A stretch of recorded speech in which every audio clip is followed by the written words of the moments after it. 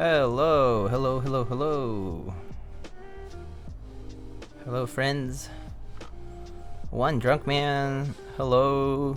Good afternoon, Tanuki. Maya Ed. Hello. Tuesday Gloom.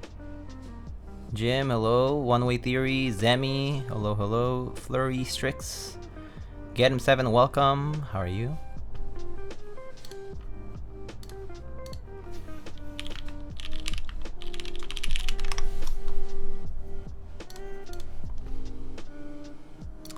Awesome, hello. Captain Mike, hey! What's up, buddy?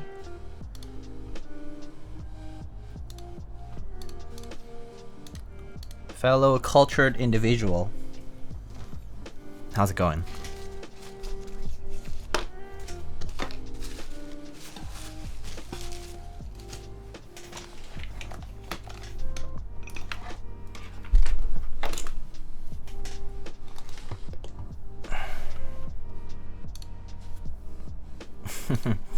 Vex Solar, hello, how are you? How's everybody doing today?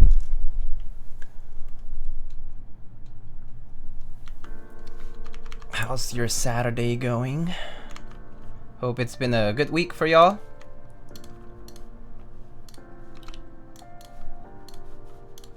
Let's see here.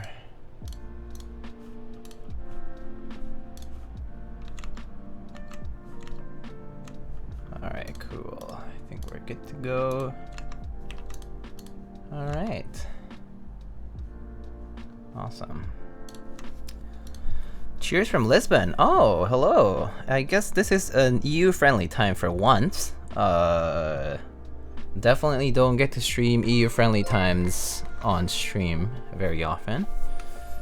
So I guess it is a little welcome of a change for those who might be wanting to tune in from the EU.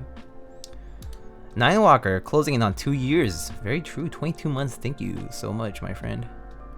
Or some nuclear data extras because of your post on IG. Nice. It's a great set. You will not regret it. Rib secret things. What are you even talking about? I have no idea what you're talking about anyway. What secret things? What's the new secret around the block?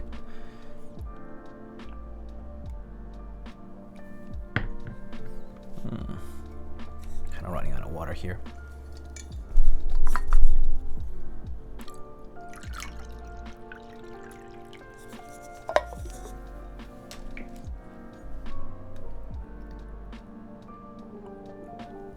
New data with Cadet and Orange novelties. I do like the Orange novelties, but I haven't used them yet. At least in the way that I like them. But yeah. Alright friends, so today we're gonna be building a pretty exciting keyboard. It's a keyboard that sort of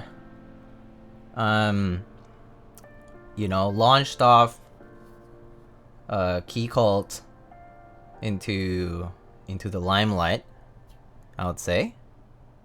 Their big public release of the Keycult number 2 happened with this keyboard, which is the classic stainless.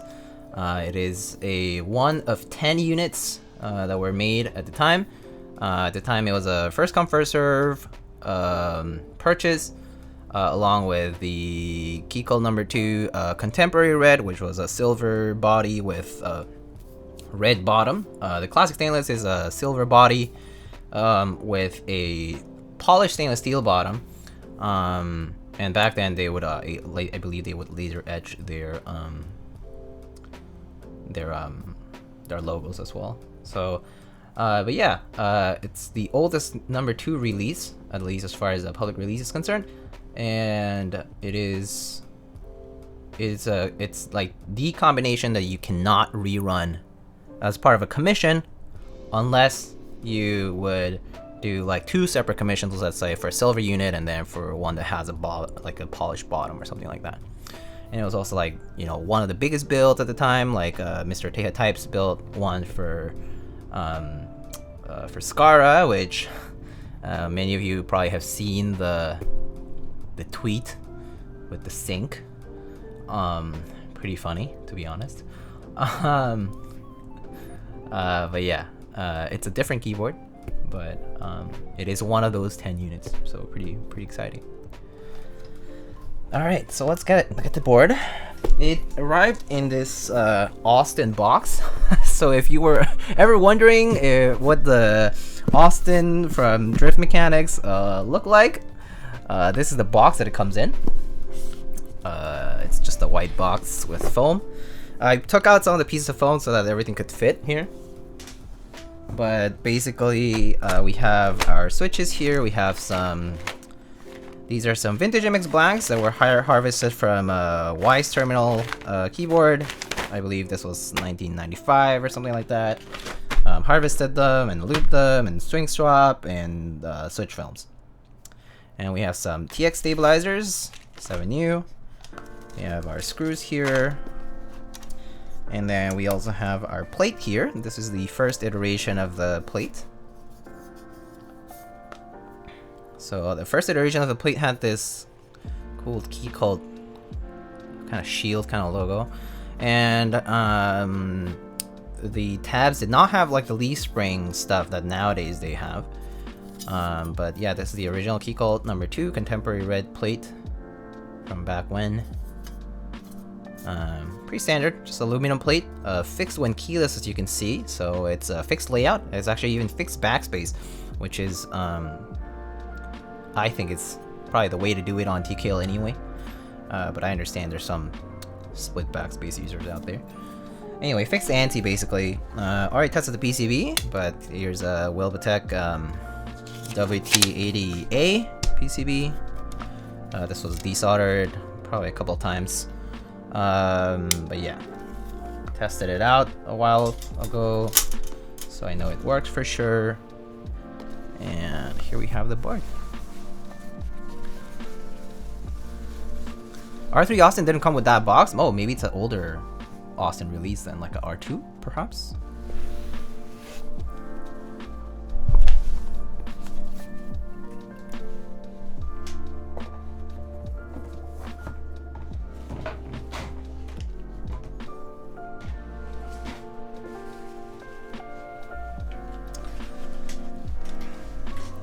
Is there a tweak to not make the, to make the keycaps not sit super high in the case? I think that was a little issue a while back when the board came out.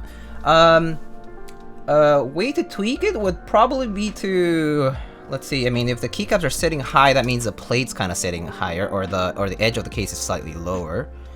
You could maybe lower the plate by adding more padding at the top than at the bottom instead of like even. That would be one way to make that. Which I remember for my Rama M65A a while back, I did something like that, where I basically just added little washers, where the case was screwing on to the bottom case, or the top case was screwing on to the bottom case, and it would basically separate it slightly further, just a teeny bit, right? Maybe like, we're talking about millimeters at best, and then that would basically give it just enough to cover the gap. That's one way to go about it, probably. Sidvek, hello, good morning. Oh, yeah, afternoon now for me. Much prefer this plate. Oh, I see. This spring feels so nice. I do agree with that, to be honest. Especially like an aluminum or brass, I think the leaf spring does quite a bit of work, so it's pretty nice. Hola, Diego, ¿Cómo lo veas tus MX Black? Solo springs, spring system, todo. Los springs siempre, cualquier switch, yo siempre aplico lubricante a los springs. De hecho, uso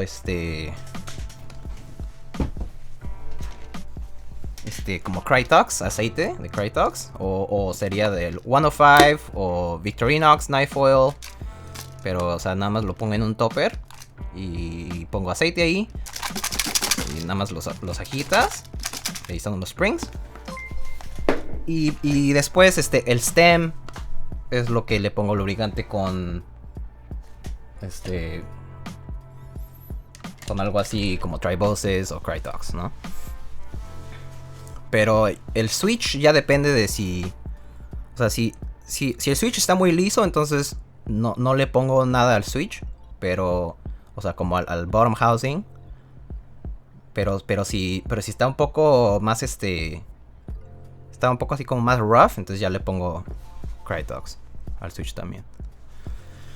Nachos, 10 months, my friend. Thank you, buddy. Rasposo. Exactamente. Alright, let's check it out. What is the command to get info on that mouse? Exclamation mouse.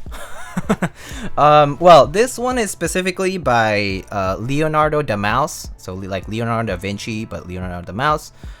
This is a Razer Viper Ultimate painted by Leonardo da Mouse.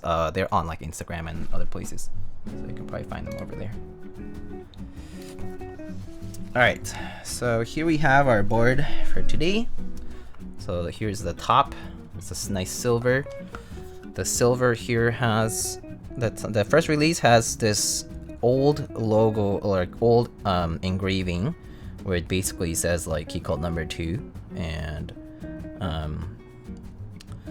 but yeah, the rest is pretty much the same as any of the other releases that you've probably seen. So nice silver top, and then at the bottom, as you expect, it's a nice polished stainless steel. You can see it's very nice and clean here. Have some scratches here and there, but that's bound to happen. But yeah. ¿Podrías lubricar solo el stem con un lubricante delgado como Tribosys también? Yeah, that's true. Me gusta lo scratchy. Okay. Yeah, those are good suggestions. Thank you, Nacho. But yeah, the back is super polished. You can see my face. You can see everything here. That's my camera right there with some janky tape over there to keep the cable in check. My big ass light over there. But yeah, that's my setup basically. But yeah, so I actually do plan on getting some new bump-ons for this. I just haven't received them yet. I did ask Keycult if I could get some new bump-ons and some new gaskets for before I send it out. Hoping that I can get some new gaskets and new bump-ons just to have something completely fresh and new. But yeah. So yeah, very polished back here. So this is the board. Nothing here to really undo, but I guess I could undo it nonetheless. Maybe we can do that, just so I can show you what it looks like on the inside. But basically there are these 8 screws that hold the bottom piece clamped to the middle piece. The middle piece is this surface that I'm touching with my left hand here.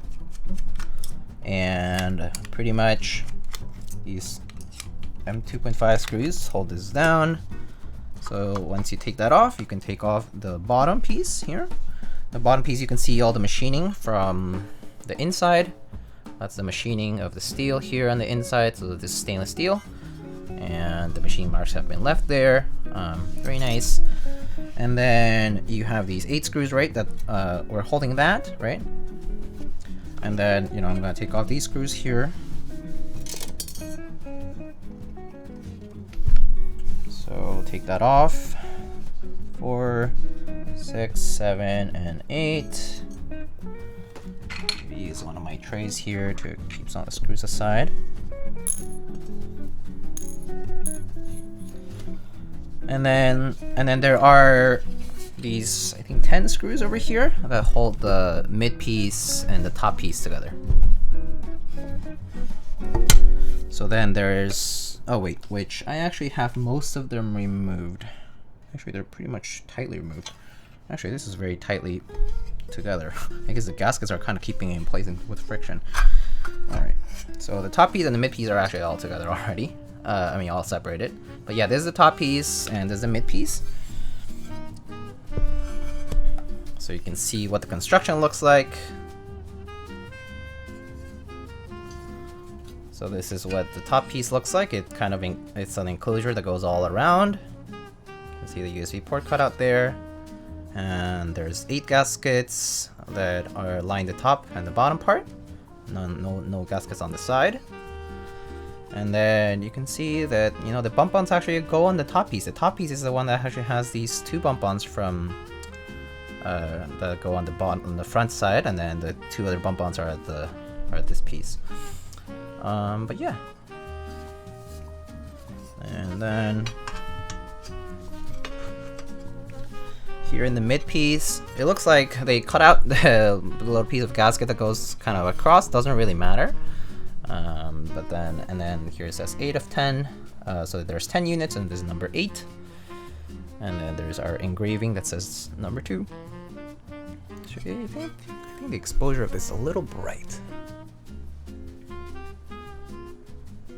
There, I think that's a little better. Was this CNC'd in-house? I believe the number 2 was not CNC'd in-house. I believe these were all CNC'd in China. The first round of number 2s.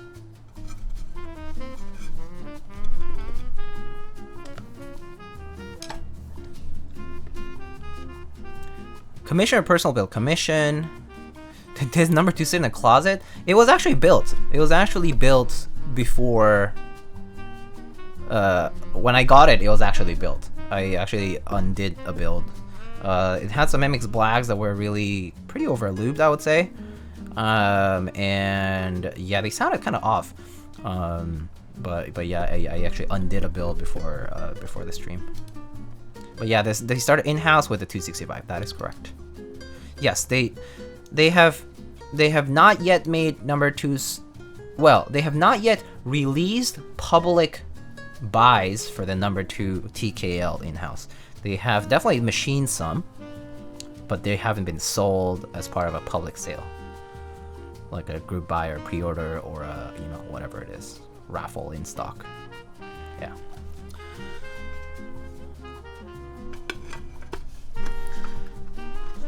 So the tolerances for these 2 pieces are it's actually quite tight. It's like just barely fits, really. Like I can tell that the tolerance for the top and bottom here, or the top and mid rather, is pretty tight. Like it's like the piece kind of just barely fits together. It's kind of, yeah, it's a little finicky here actually. Kind of has to go in at the right angle. But anyway, yeah, I'm kind of scared, to be honest. I think that's fine. Alright, so just gonna put this aside now and we can get over to the build now.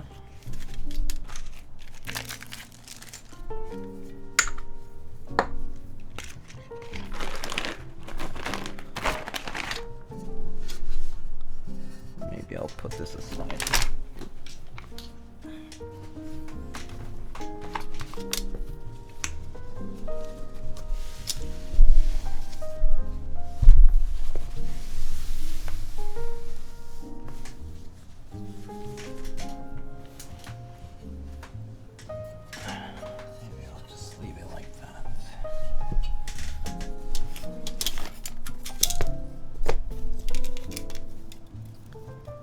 I watched the build guide for this more times than I care to remember. I remember watching that build guide a few times too. I was pretty bummed. I did not get the first come first serve for this. I remember trying for the classic stainless and it, you know, went out of stock when I was in the cart. Came back and tried to do for the contemporary red. I think there are B stocks available and it obviously also sold out in cart. But yeah. Too slow. Too slow.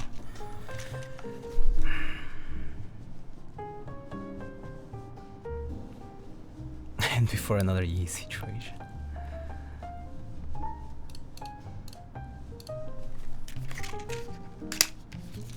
Uh, 7V or Matrix 2.0 ADD, which do you like more? They are pretty different boards for sure, yeah. Which do I like better? I think if I wanted something that's pretty flexy and just kind of, I mean, so personally, right? I wouldn't build the 7V in any configuration other than the PCB mount. I feel like the whole point of building the 7V is to do it in the PCB mount. Like PCB only. And then, so if I wanted something that's like bouncy and like, you know, and a lot like that, I think the 7V is like a no-brainer. But I actually didn't get a 7V during the group buy because I didn't like the polished weight at the back. I'm not huge into polished weight stuff. just because I know it's a chore to keep it pristine, and also just, yeah, it's not my thing as much. Like, it's cool, but it's like whatever. I prefer just sandblasted steel or sandblasted brass, to be honest.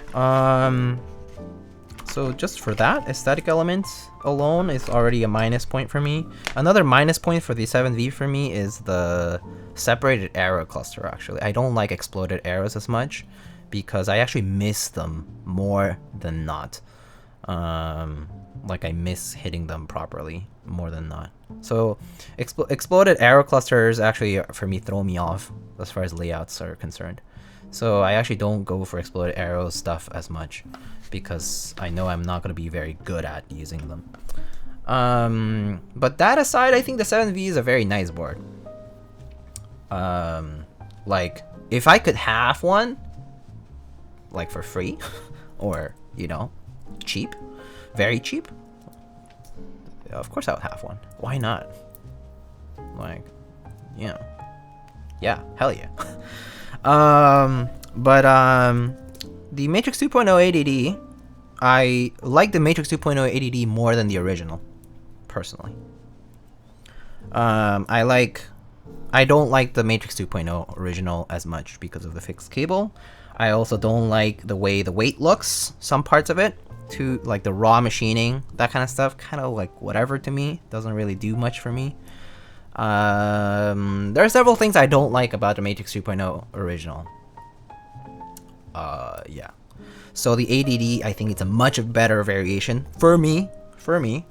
USB-C, daughter boards, like pretty much all the aspects of usage is better on the Matrix 2.0 ADD than the original. So that gives it a lot of plus points for me. It's a solid TKL, top mount, can't go wrong. Can always make plates for it if you have plate files, or you can like reverse engineer them. And I think the color combinations that were available for it were pretty nice. In fact, felt like a little less of a lottery than the original. The original had like these families of colors that you could get, and you kind of had to like you kind of would get a random color, so of that color family, and I kind of dislike that idea. If you were to participate like in the group buy. So yeah, not huge on that either, the sale method. So yeah, the Matrix 2.0 ADD I think probably wins because of the convenience of color options were pretty solid. Top mount, can't go wrong with it, and the weight system and the look of it for me was better than the ADD. Yeah, 2.0 OGs were more headaches than features. I agree 100%. Oh, Mr. Soran, hello. Hi.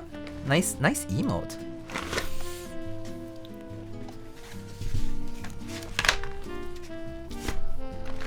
How are you doing?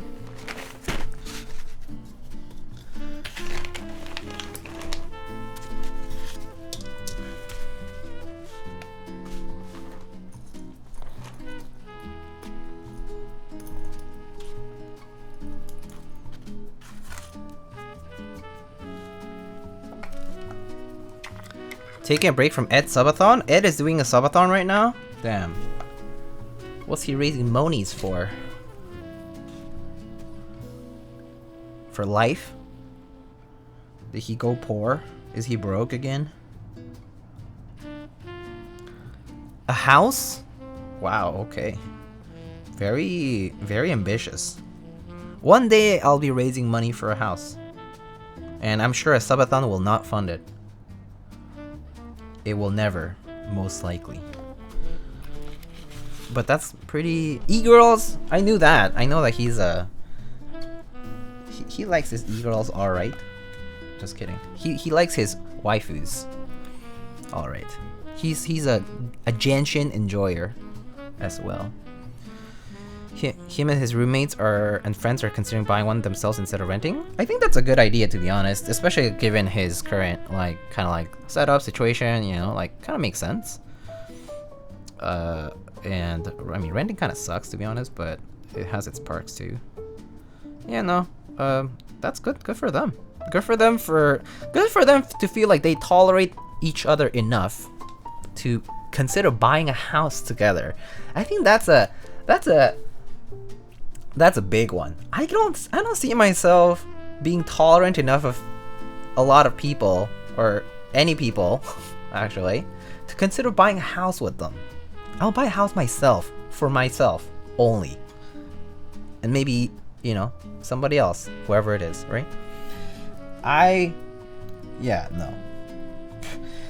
Asking like 3 of my friends, let's buy a house? Yeah, right. What if we fight? What if we disagree on something? Who owns it?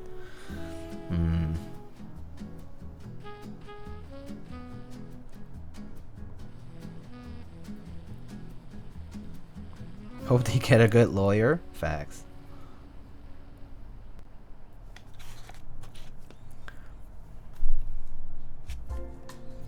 Co-ownership is a tricky one, yeah. I mean, well, okay, fine. Let's assume Mr. Beastroll actually just buys it himself. It's all his own. And then you rent it out to your friends or something. Okay, that's a little easier. Don't like him, kick him out. So they can stop being your tenants. Kind of awkward, but you know, so it goes. But man, I don't know, man. Living with my friends, honestly, this is why when I was in school, in college, I never lived with very, very close friends.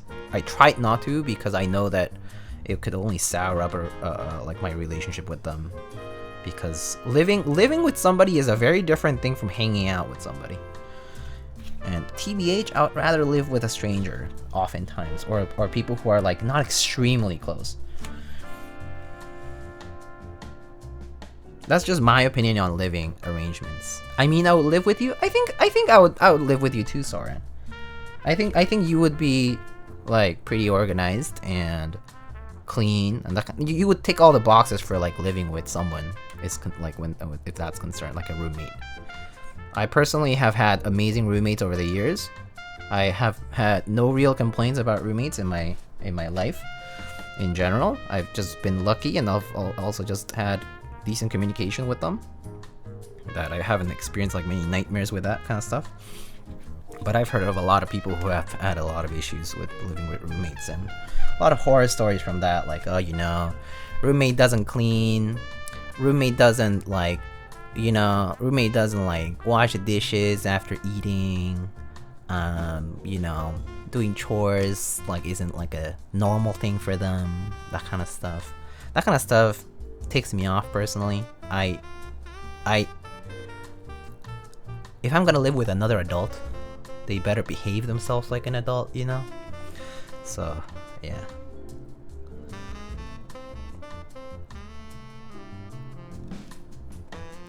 Roommate gives JD away, that's a immediate kick out. If that happens, that kind of invasion of privacy and you know, abuse, that's I'm calling a lawyer in, my friend, to protect my friend JD.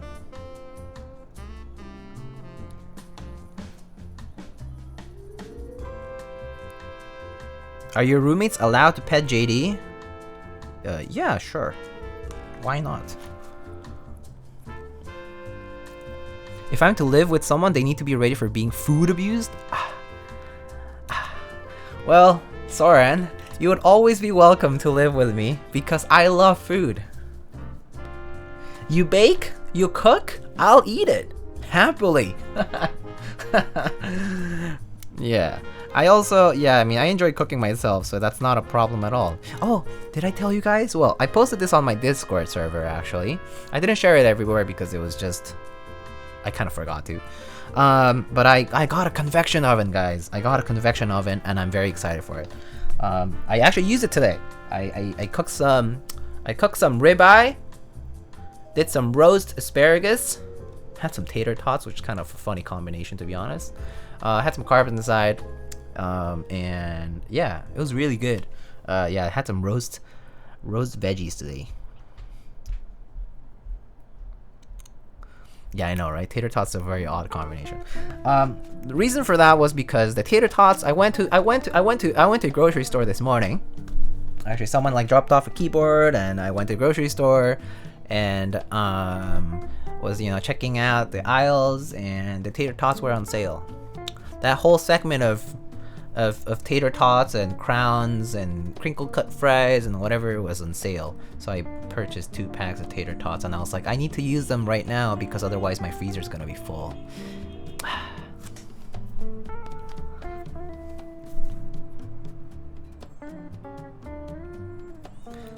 When your freezer gets full and you have to use the stuff in it before it gets too full. Yeah. Meat and potatoes though, same thing. I actually did buy some regular Idaho potatoes though. So I'll be roasting those some other time with some thyme and rosemary or something. Some olive oil, garlic, salt and pepper.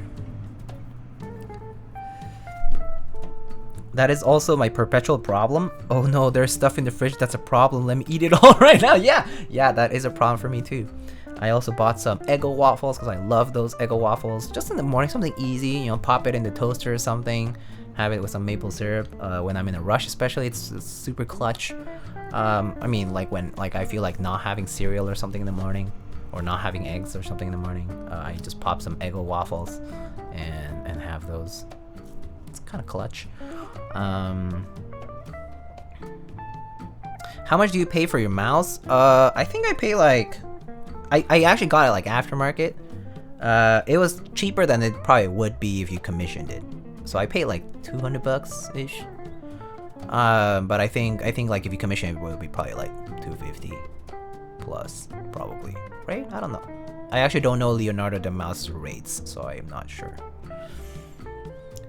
Do not remind me of the tomato salad. I did not remind you of the tomato. I did not even say tomato salad. But now I did.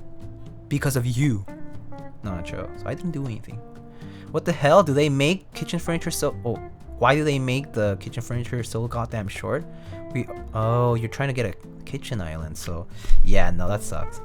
I love kitchen islands. I love extra counter space. I was talking to some friends, and I was like, man, if I ever settle for a place, and get a place for myself, the kitchen is gonna be the big focus for me. Like, I need to shop for a place that has a nice kitchen area, nice living area with decent amount of counter space. Kitchen island for sure, or if I can put one there, it's fine. The kitchen is a 100% worthwhile investment.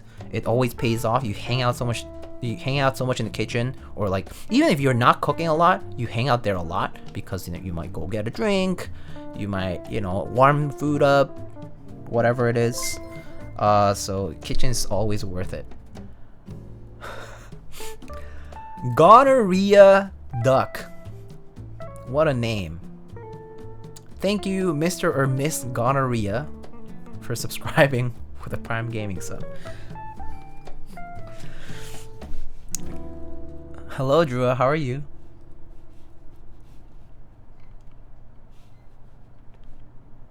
I want a stone countertop. Oh, that's fancy. I have like one of those cheaper ones, cheaper wood, and then has one of those whatchamacallit, like a big slab of wood, just for extra thickness. And then I covered it with like some plastic. Oh, Tuba! Hey! What's up, buddy? Thank you so much for the Prime Gaming sub. Stone and marble countertops are like a Swiss Army knife countertops? Yeah, I guess that's true. But it's kind of like... I feel like I'm more picky about those because texture and color. I think I'm more a bigger fan of wooden tops for furniture than stone or marble or anything like that. That's I guess for the kitchen, stone and marble kind of do make sense as well because more resistant to things that could erode them. Happy Saturday, Nat. Yeah. What's up? My tongue's getting twisted.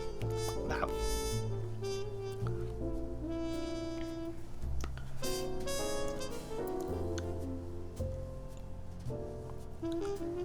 But yeah, how's it going? Off to a tactical meeting? Whoa. Strategic meeting. Is this a kitchen island meeting? Sounds good. Have a good one, dude. Hope your shopping goes well. If you're looking for one. Subathon meeting. Oh, I see. Okay, have a good one. Tell Ed I say hi. Tell him I'm not gonna raid him. Because none of my viewers probably care about it. But maybe they do. So if we want to raid BTMC, we can raid BTMC.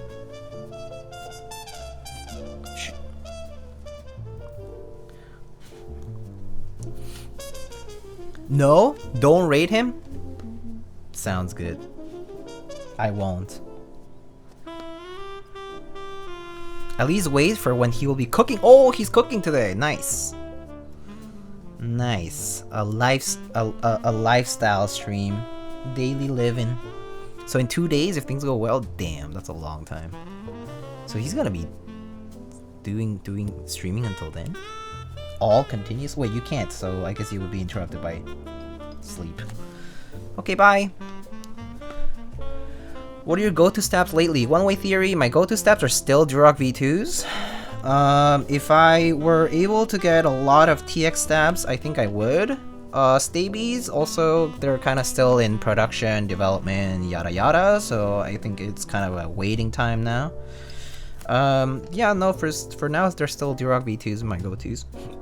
They still work. Don't really have many issues with them. I actually don't have any issues with them. And price is fine, and they're always available. So yeah, those are my go-tos still. And I think if TX stabs were just widely available all the time, I would get those too, especially because basically they're clip-in options.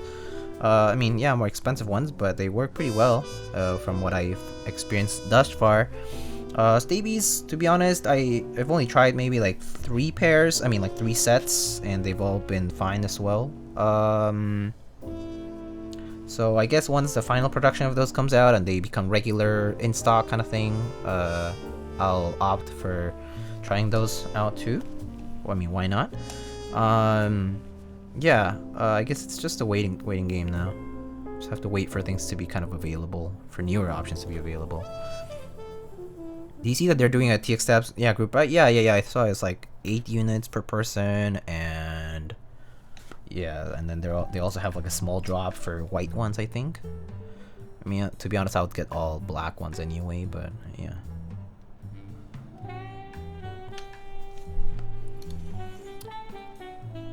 We live in a society.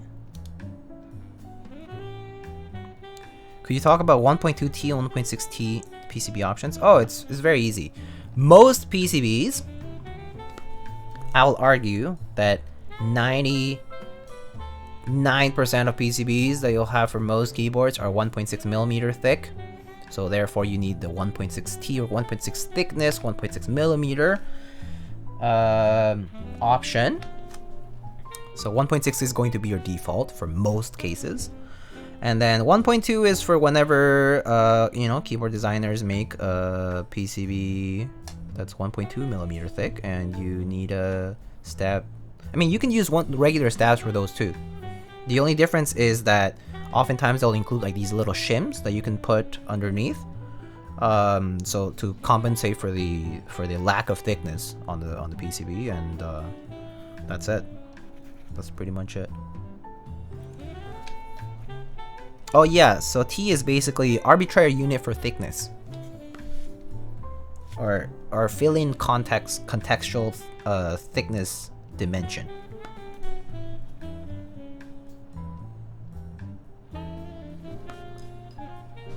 So like if the context of the conversation is like centimeters, it would translate to centimeters. If it's inches, then inches, and so on and so forth.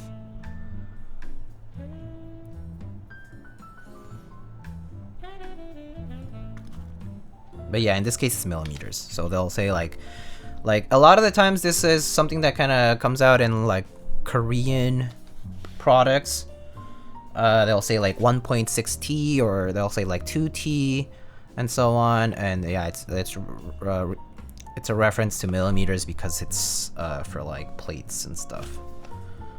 I mean like 1.5 or 2 or whatever. Yeah.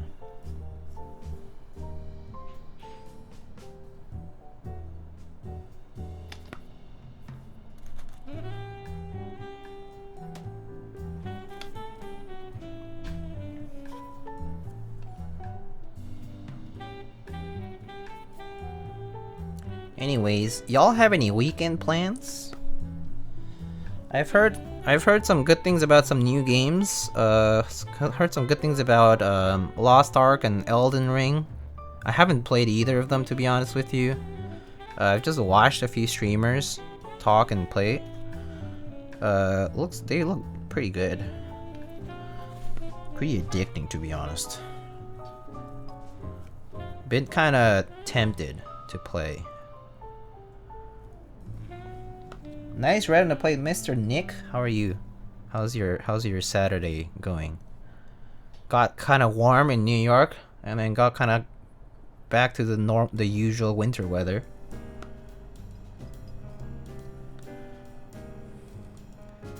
Hanging with El Gato right now. Very nice. Cats do be cute. I'm going to my first dance party since 2019. Ooh, I'm excited, but I anticipate I'll want to leave really early. Also true. I think I would feel the same if I went to a dance party for the first time in a while, especially with current conditions. I can't see myself particularly wanting to go to a dance party, to be honest. But that said, I do kind of miss like music and like a friendly crowd scene. I mean, specifically, I'm talking about a party where I know people.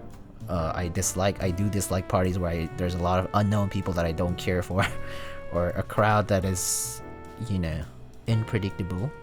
But I mean, that said, hopefully it's fun. I hope it's fun. I hope the music's good. I hope you have a lot of fun.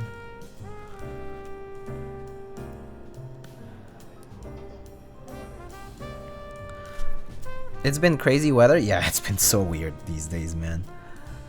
Got Elden Ring, but it's a little too stutters on my computer to be enjoyable. Oh, bummer. I did hear about performance issues for Elden Ring. I don't know if it applies to everybody. I actually don't know why people are having trouble, because specs-wise, it should be running okay, from what I've seen. But yeah, I don't know. Stuttery, yeah. You're a man with a terminal degree? How could you have for children's video games? Dude, I am a child at heart. I'm not gonna lie. I am a child at heart. I still have energy for going to amusement parks and playing games and running around in the field. I genuinely don't want to lose that part of myself. But that said, if I have to say the real answer as to why a man my age or whatever could have time for games, it's probably because I don't have like a family to care for or bigger responsibilities that are beyond my day-to-day in like job, hobby, free time kind of thing. Work-life balance.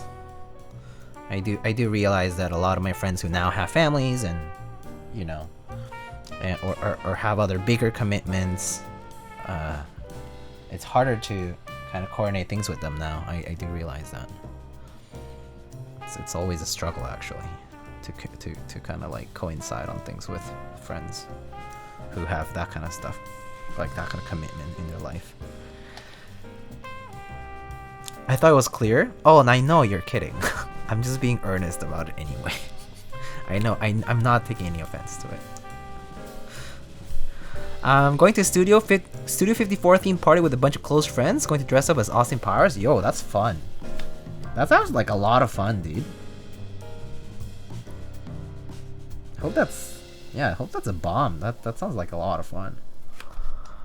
I haven't been to, seriously, I haven't been to like a bigger party in a long time. Kind of miss it, like in a nice crowd. It's just quite a lot of fun, but I don't know, man. One of these days, maybe.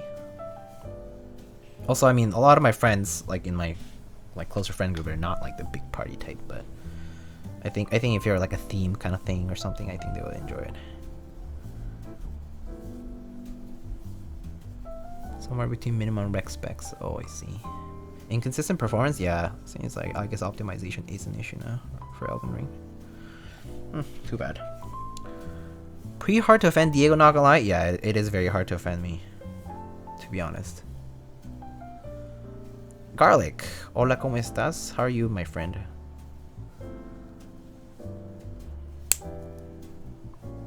Ever tried any Texie switches? Oh yeah, of course. There's quite a lot of Texie switches now. I mean, pretty much a lot of the stuff that Kinetic Labs has is Texie based. There's a lot of Texie or Gateron over there, I think. And then like the keyboard treehouse stuff, like reds, navies, that stuff is Texie as well. Yeah. All that stuff is Texie, and yeah, they're pretty good. They're pretty solid, pretty smooth.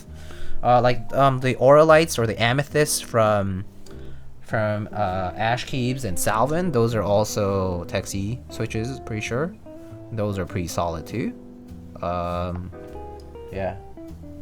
No, yeah. There's just a lot of good switches nowadays. Like Gateron's been stepping it up. You know, there's like JWK and Texie started doing their thing too, and they're all solid options. That said, I still do have a strong affinity for good old cherry switches that just kind of have a very specific character to them. But don't mind using the new stuff either. As long as it's easy to source and it's convenient, well, always an option I'm open to. Do you spring swap your switches? I spring swap if the weighting is not right for me, yeah. At least for cherry switches, I almost always spring swap because their springs are fairly inconsistent. But for like JWK or for like, you know, JWK or Gateron or Texie, those switches, they're all pretty good spring-wise. I personally haven't had many issues with their springs. Some people might say like, oh, it's pingy or like whatever, but I feel like you can just lube your springs then, and that will, like, you won't have those issues anymore. I don't spring swap for those cases where the weighting is already fine for me. I normally use between 60 and 65 grams, so if the weighting is there, it's okay. I have the Texie Ice Candies. Smoothest linear I've ever tried out of the box. Interesting, I don't think I've tried those actually. Oh, there's SP Stars too now. There's those switches too. Oh man, there's so many.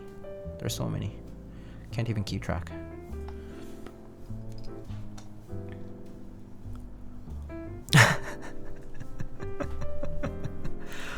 Oh man, Raz, I remember that. Bro, you're a liberal piece of shit. A Teja wannabe, and I just came here to say that. Deleting Twitch, because you guys make me laugh. Dude, remember when that happened? Oh my god. That was so awkward. I was just like, who this? Yeah, someone said that in chat and then went off and they were gone. I was like, alright, see ya. It was hilarious. It came out of nowhere too. Like it was just like, just random. Like, okay, alrighty, bye. It's like, hi, bye. Didn't even know what it was that annoyed him so much. It was very strange to me. Did it annoy him that I play jazz music and I look Asian or Korean or whatever, and I also build keyboards? Maybe. Perhaps I offended the prophet types. Keyboard Jesus. Zelio V1 Redux springs are still super pingy, which is nice in a nostalgic way. I put those, I looped the V1 Redux on the Wyvern that I built a little like a week or two ago. Those, after lubing the springs, they were okay, but yeah, definitely if you leave them stock, kind of pingy, yeah, or like they have a bit of that like spring crunch sound. Do you manage to find the HKB snow? I actually did. It should be with it's with me. I just haven't like taken it out to like use. It like literally just arrived actually. I'll take a shot at offending Diego. Clones are good. UTD is good. That's fine, bro. That's fine. It's okay to have terrible opinions, but you know. It wouldn't offend me actually. It would just consolidate in my mind that you have absolutely horrid taste.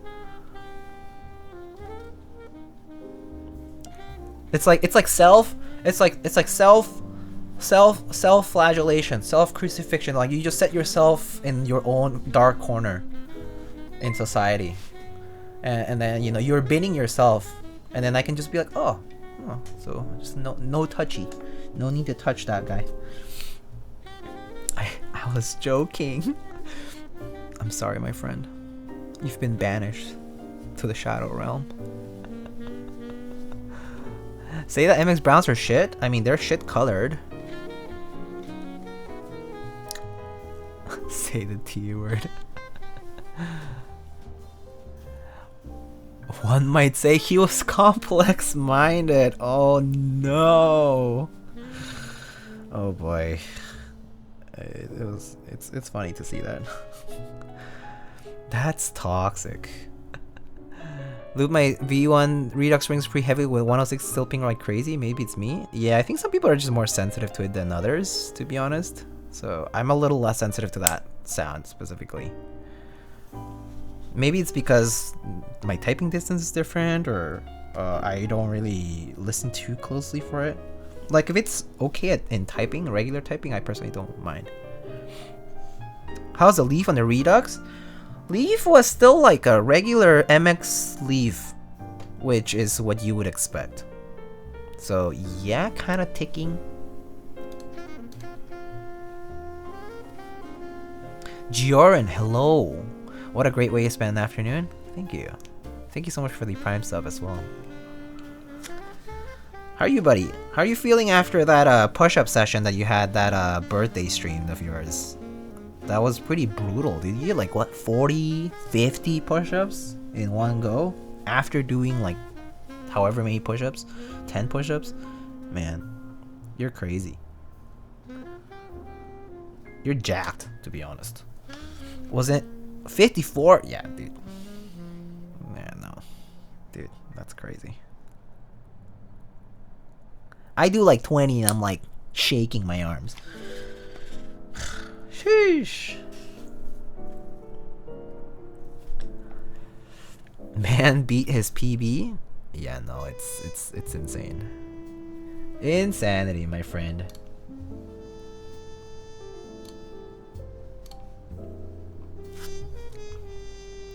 We do push-ups every stream, so that's what I was saying. I was saying Gioran's stream is not a cable making stream. It's just a workout lifestyle stream.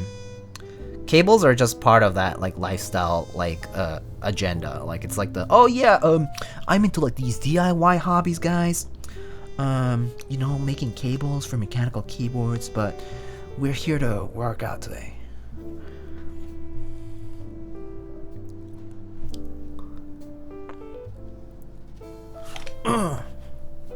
Grunt on stream.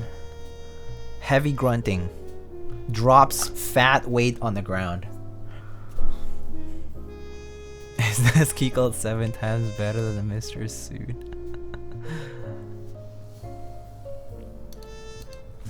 What do you mean grunt? He didn't even break a sweat. Okay, this is true. This is true. Chad Gioran did not even break a sweat.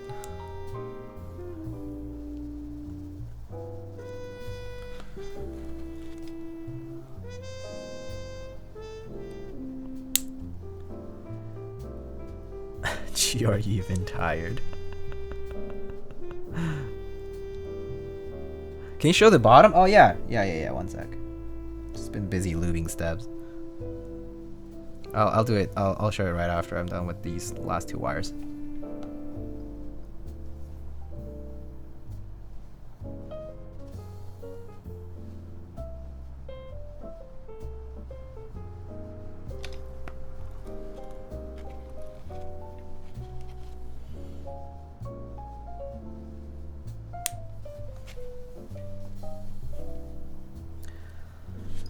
Gio and Ben both? The exercises shows are actually invincible. I mean, honestly, all power to you, man. Like, honestly, exercising is a great thing. I should do more of it, to be quite honest with you. But I definitely am I'm a quitter. I put excuses all the time. I'm a lazy boy. I'm not gonna hide that fact. I'm a lazy boy.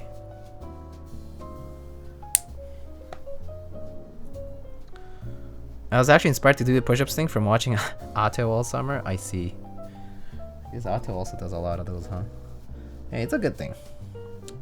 So you're inspiring each other, right? So, hey.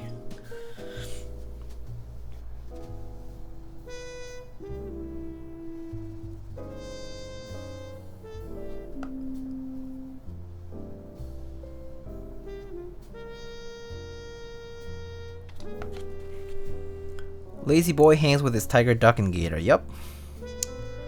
Yep. That's what I pretty much do. Come back from work, eat, watch some TV, chill out, maybe read a book, build keyboards, loop switches, whatever it is. And then, yeah, hang out with gator, duck, and tiger. Oh yeah, so I was gonna, you want to see the bottom?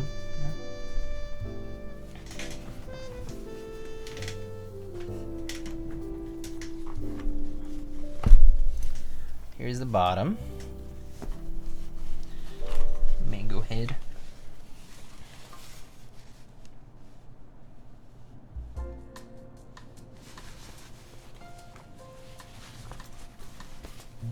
Yeah, and here's the inside of it.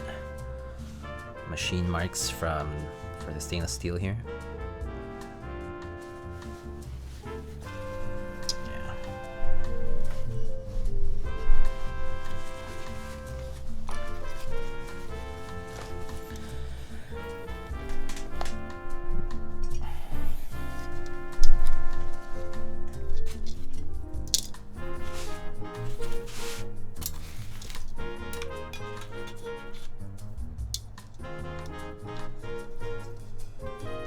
Gonna be a fingerprint magnet? Yeah, of course it is. That's what polished steel is like. That's what polished steel is like. Or polished anything, to be honest, but yeah.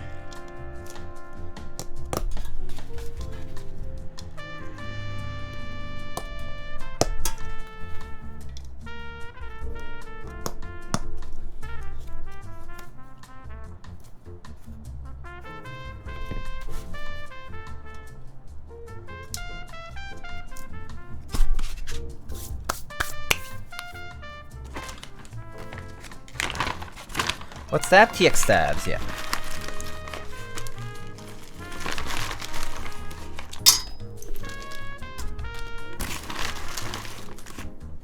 Have you tried Meteor Whites? I think I tried SP Star Meteor Grays. Oh, actually, is it here? Or let me see where I put it.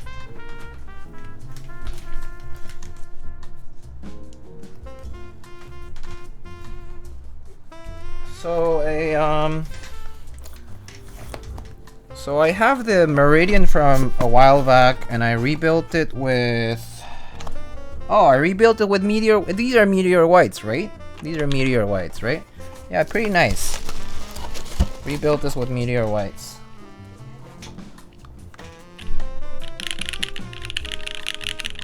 Very nice and smooth.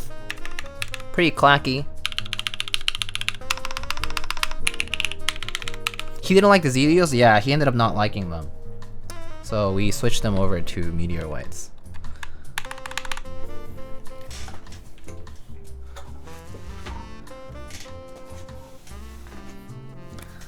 What's the difference between Crytek's 205 and 3204? 205 is basically one level thicker, more viscous than 3204.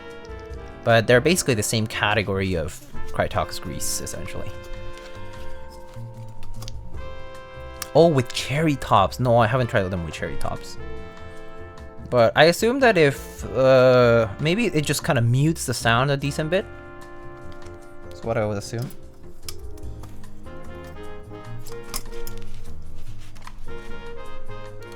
As a tactile fanboy, I absolutely hated the V2s. I mean, look, I think the Zelio V2s are just too extreme. They're just too extreme. They're just too out there. It was just not for me either. Like, it was, I don't know, something about it. It's mostly the tactility for me that I didn't like.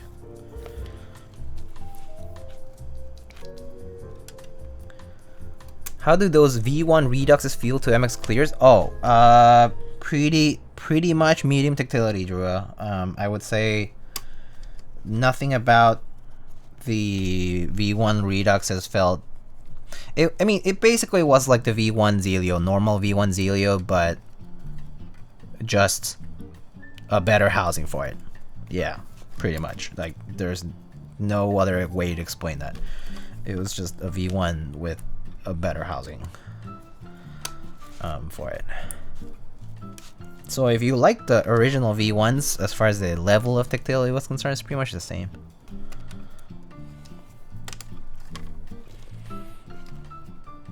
Is a combo everything? Yeah, I do agree.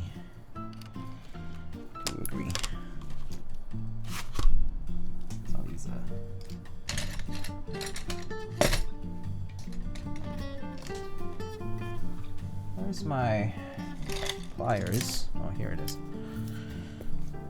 They're a little bent, probably from the PCB originally.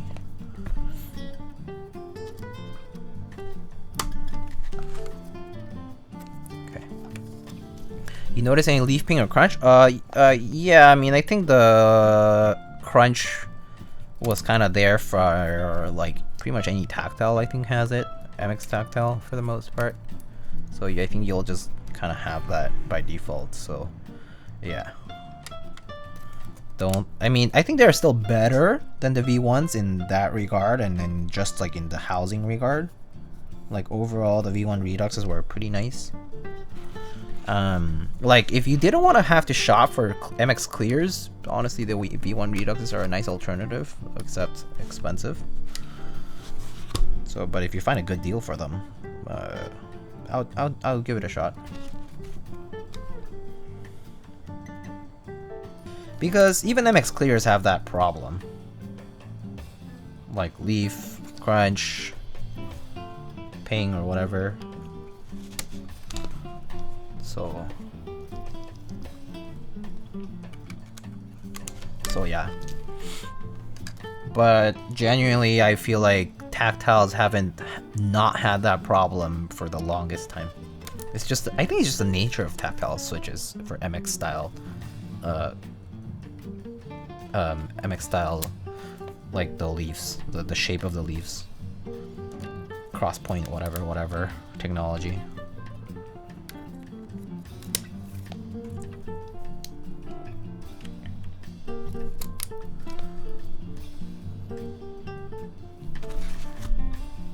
Wish Gaziu's bottom housings work with other switches. Gaziu's switches are what? Otemu?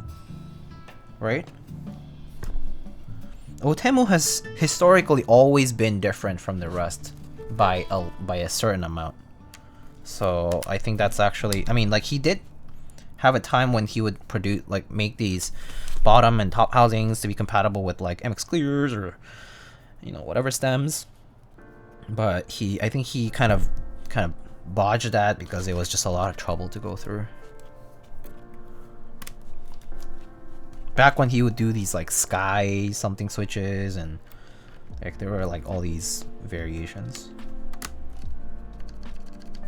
I'm gonna swap this out.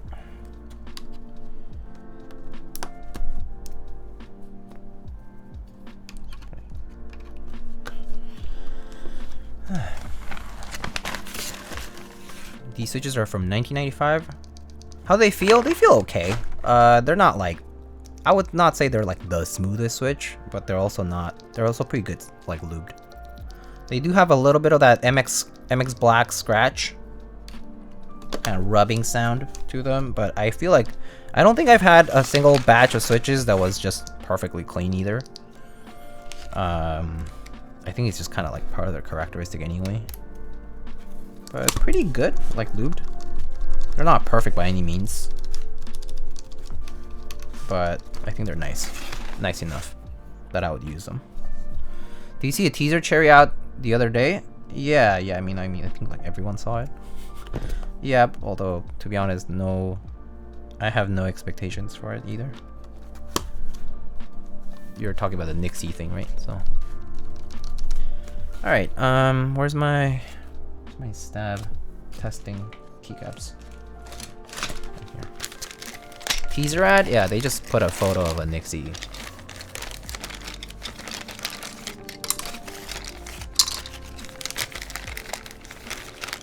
Which could be a picture, or could be, you know, a picture taken at any point in time. So it doesn't really mean anything.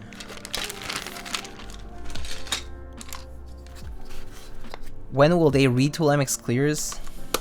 I don't know, man. I don't think that's gonna happen, to be honest with you. Ever. I think MX Clears are just like out of their sight now. Out of sight, out of mind kind of thing. I don't even see them putting MX Clears in stock OEM stuff as much anymore either. I used to see that more, but I actually see them less now. MX Clears stock in like OEM stuff. MX locks? Pfft, yeah, no. You wish. MX locks are trash, to be honest. I hate them. I tried them a few times and I was just like, no, this mechanism just doesn't, it's not very functional. It didn't really do the locking well either, so it was pretty useless.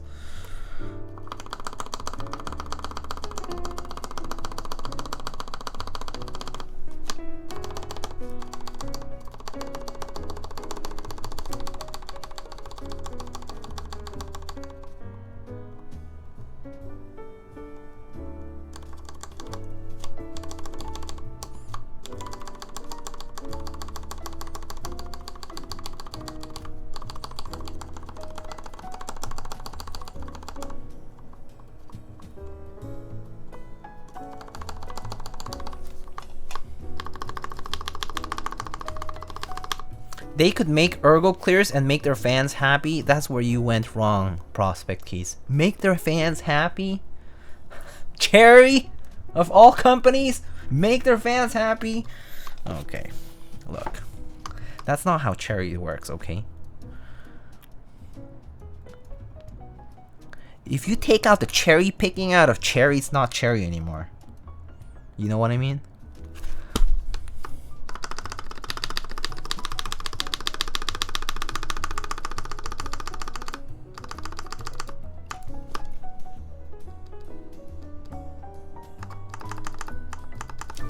What that is.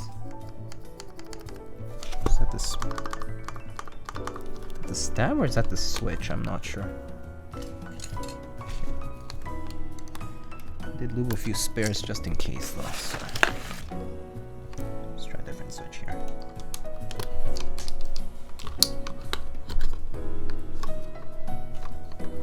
Anyone remember Arcto switches? I don't.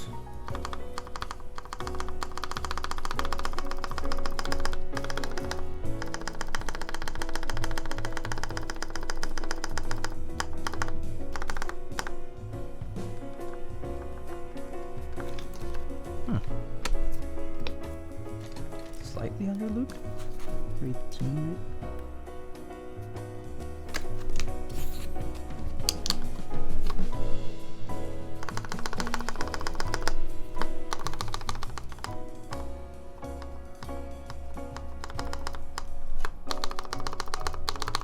Okay.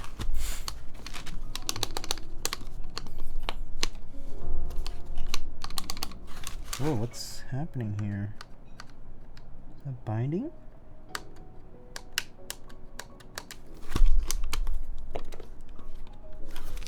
Is this all the way in?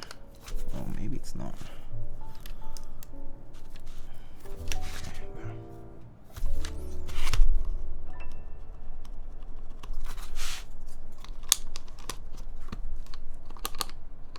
Oh, it's my keycap binding actually.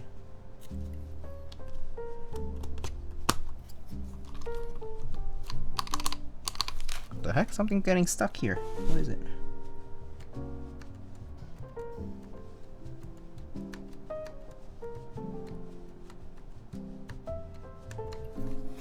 Weird. I don't know what's going on with this stab here.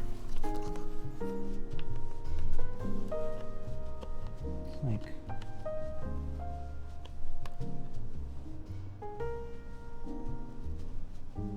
Oh, what?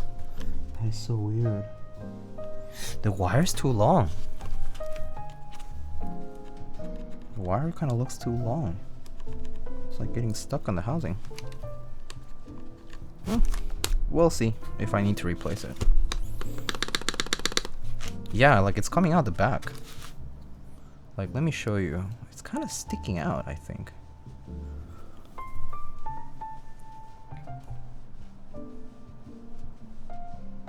Like, this right one? This right one's kind of long looking. Yeah. Weird. I do have some spare TX stabs anyway, so that's fine. But okay. First, there's always a first time for everything, I guess. Oh, spacebar sounds good though.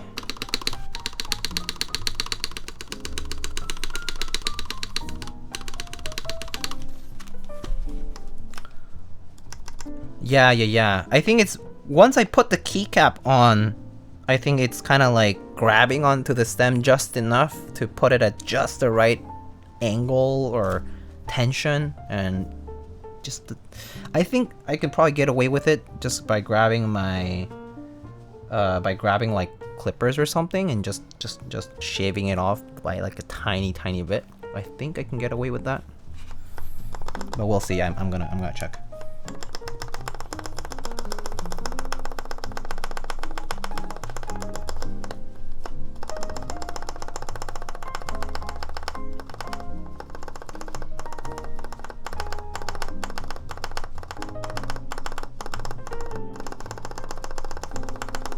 The rest is fine.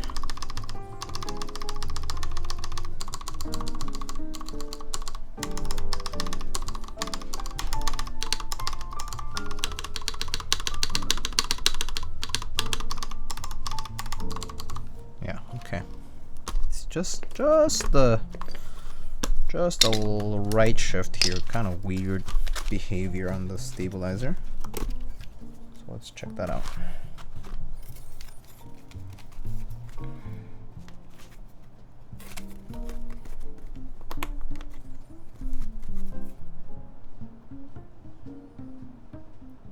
Yeah, ever so slightly longer, I think. Wow, weird. Okay, I'm gonna try it. I'm gonna try it. Just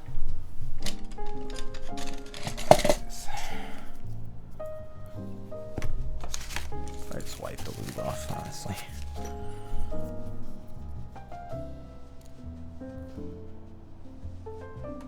Yeah, it kind of feels rough at the tip here.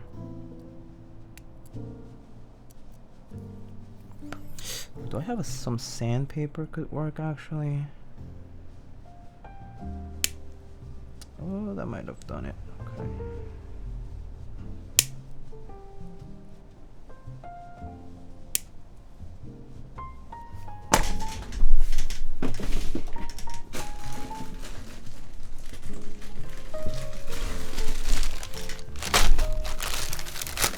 Well, flush cutter's cut. Well, it's just the end of it, so I'm not like. Let me grab some sandpaper. 2000 grit, too fine maybe. We could try something coarser.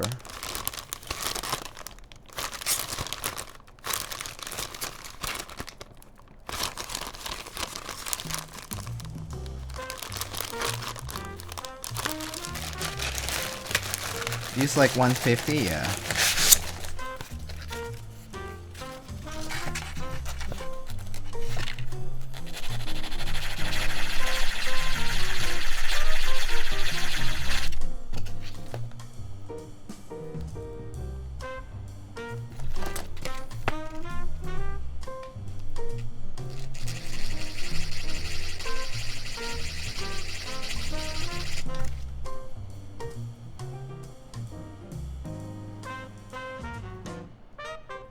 That seems okay now.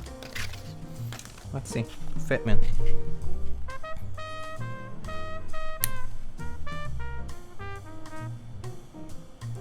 Yeah, that's better.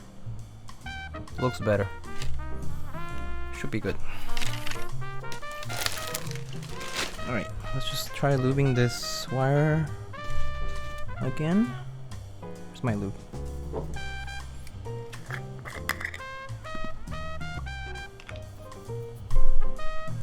But the tip of that wire felt kind of like it was, you know, like it was cut, but it wasn't cut completely. So it kind of felt like it had an edge to it. Now that I like sanded it slightly, it actually feels smooth. So I think it was just like a little chamfer or something, kind of like a little cut part of it that was just stuck. So I think that should do it.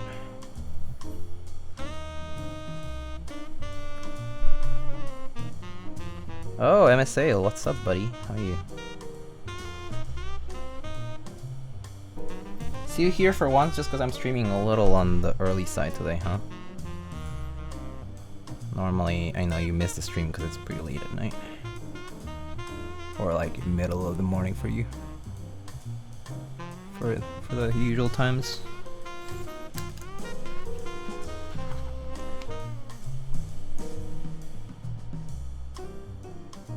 Alright. That should be good.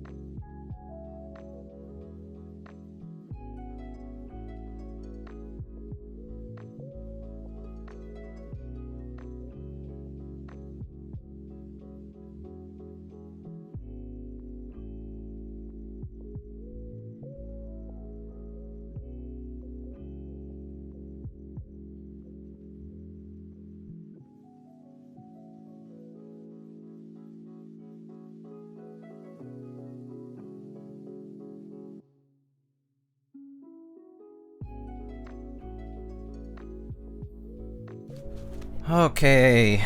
Can you guys hear me? Oh wait. Okay, can you guys hear me now? Alright, I think they should work now. Are we good? Are we back? Are we?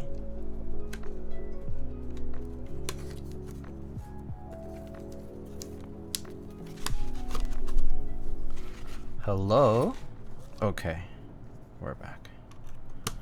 Alright, sorry about that. Stream dropped. Happens every so often, I don't know. I can't control it. But guess it dropped. But we're back.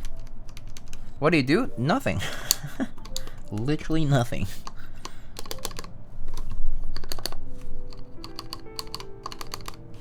Actually, let me clip these on.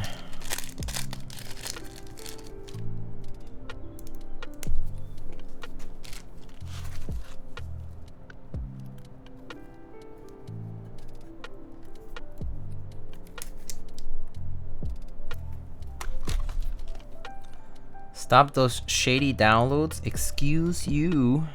I don't do such things that you're used to doing yourself, probably. Just kidding.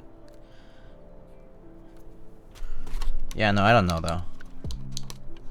It's just internet issues.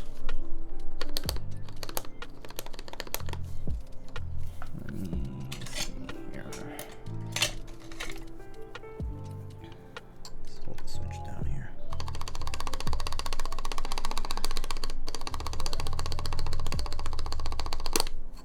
Okay.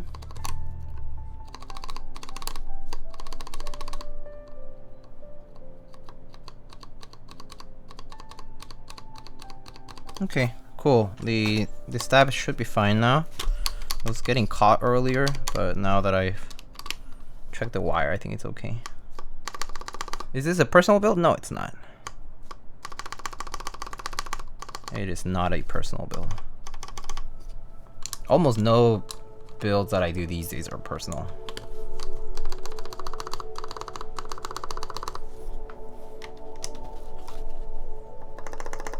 The clipping and sanding worked? Yeah, it worked fine. I think it was just like literally a smidge uncut, I think is what it was. It was just like a smidge not processed. So, yeah. I mean, it happens, right? Like, you cut a million parts, or, you know, cut a few thousand parts and one of them just doesn't cut properly. How's your experience with the owl stabs? Oh, it was good. Didn't really have too many issues. Actually, didn't have any issues, at least for the V2s that I tried. The V1s were pretty tight to put the wire into the clip, but the V2s didn't have that problem, so I actually was okay with the owl stabs. Yeah. Okay. I think I'm good.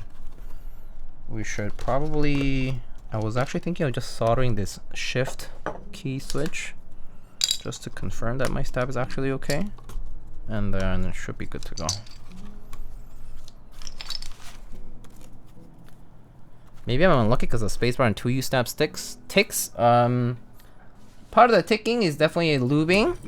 Like, lubing your stabs properly. I mean, even TX stabs, you have to lube. You have to lube every stab, okay? Like, there's no avoiding that part. Every stab has some tolerance, some room for error, and so you do have to lube them anyway. But so yeah, like lubing is the first thing that you might want to check, and then the second thing is sometimes keycaps can affect it too. Make sure your stabilizer is well seated in the slot, and don't need to over tighten the screws either. And then the keycap, sometimes like PVT can be slightly warped, so you need to check that too sometimes.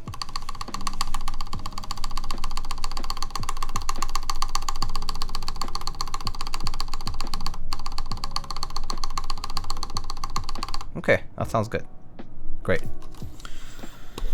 Great.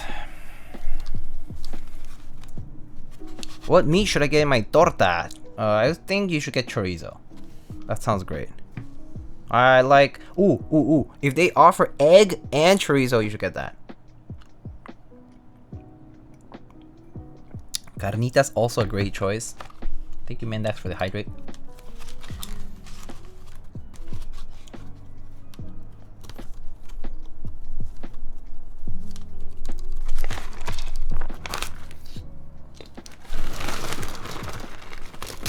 Yeah, huevos con chorizo is actually one of my go-tos for tortas because it just goes so well together.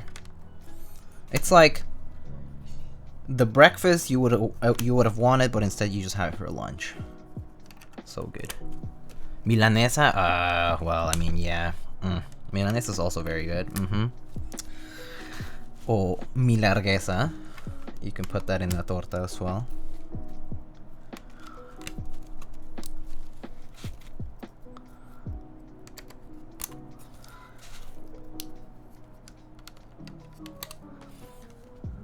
Do you have a Latin background? Yeah.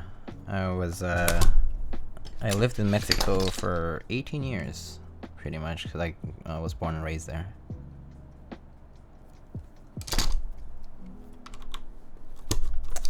Alright. Let's put switches in now, finally. Took a while here to deal with stabs today. But I think we should be good.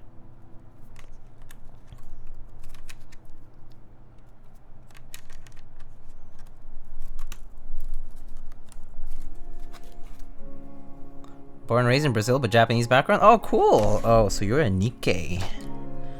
Very cool. I actually have friends who are from South America who are also Japanese in background.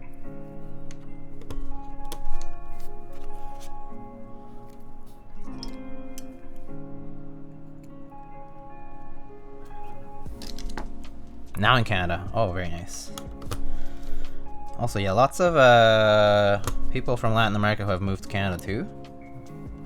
I know a bunch like that. Stream works fine on mobile. Oh, maybe, have you tried just like refreshing the page or maybe clearing your cookies on your browser? Sometimes that happens to me.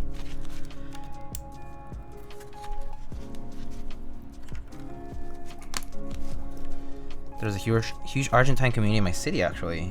Oh, really?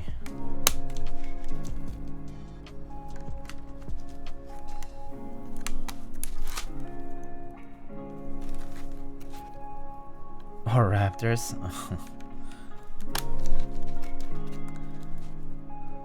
It is random info. I don't want to say it's useless, but it's actually kind of interesting to see certain concentrations of communities that either have moved due to, you know, maybe political reasons, or just, you know, like maybe like an influx due to like certain companies, immigration, like you know, industries developing in that area. Because it really changes that place when that happens. Like, for example, like for me, it took me a while to kind of understand the Hispanic American population here in New York City, but like it's not just Mexican American. Like there's a lot of Dominicans and like there's Puerto Ricans and there's like all these other people. For example, like in the neighborhood I live in, there's also like a big Nicaraguan population, and like, you know, I hadn't seen that in some other places before. It kind of defines a lot of the kind of like interactions you have in that community. So it's been kind of cool to find out. We start multiple times, so weird. Interesting, my brother was on a basketball team made of mostly Japanese from Latin America. Oh wow, that's pretty interesting actually. Basketball team too. Wow. Man, I remember I had a basketball coach in high school and he was Spanish. Man, he was kind of racist, bro. He at the beginning he was kind of a joke and it was fine, but man, kind of too blatant sometimes.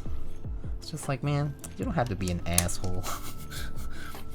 You don't have to point out that like I'm short or whatever. Like, yeah, I get it, but don't blame it on my genes or my racial background. It's like, I get it, dude. It's a statistic. PC restart fixed it. Weird. We have this massive cultural celebration in our city every year, and the Argentine Pavilion is one of the biggest, most popular, as well as the Philippines one. Huh. This in Winnipeg. Huh. Very Interesting. I wouldn't imagine that because also, well, I guess Argentine maybe, but I know a lot of people who are like, I wouldn't move to Canada. It's too cold over there, you know. So, yeah.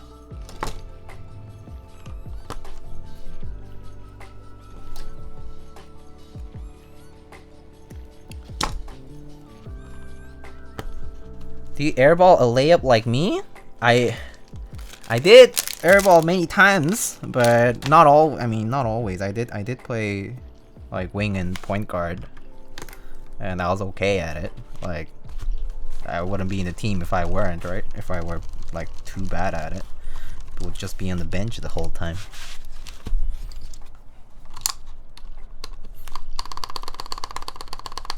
Okay, cool.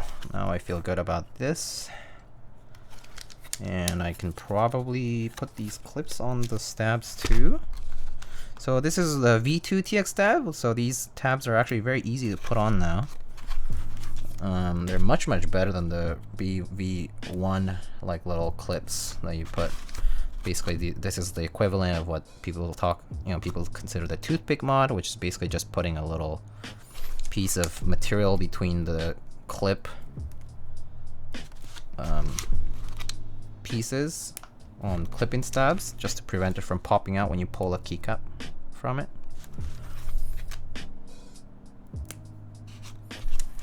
But yeah, these are super easy to put on. I can just use my fingers like that, and it's just really easy. It's like just slides right on. When I was a kid, I was the only white kid on my street. 100% of my friends were Filipino. Oh, interesting. It's so interesting to hear this kind of stuff. I would have never imagined some places were like diverse in a specific way, like a very specific type of population like that is just there or has been there for generations, or even if it's recent, that has been like a growing part of the identity there. Like, I would have never known that of, like, I don't know, like Winnipeg or wherever you might be.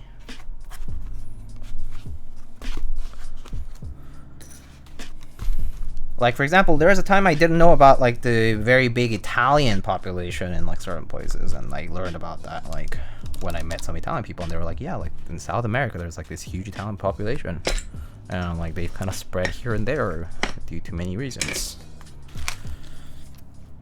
Toronto is full of Asians. I mean, yeah, I know that there's a lot of Asians in Toronto.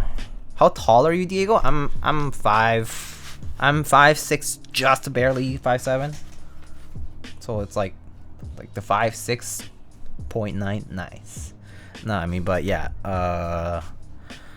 yeah, like 100 and basically just barely 170 centimeters.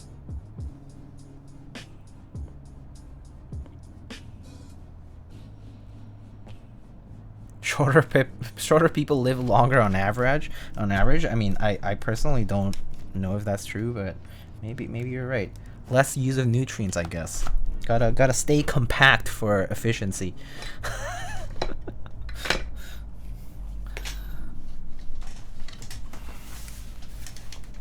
All right.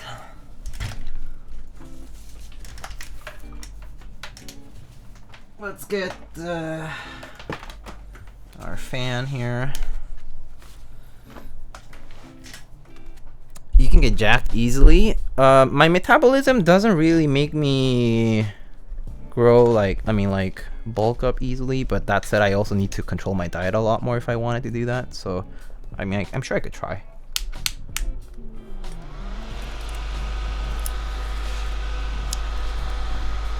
I think it's due to heart-related diseases. I mean, heart-related problems kill everybody, but yeah.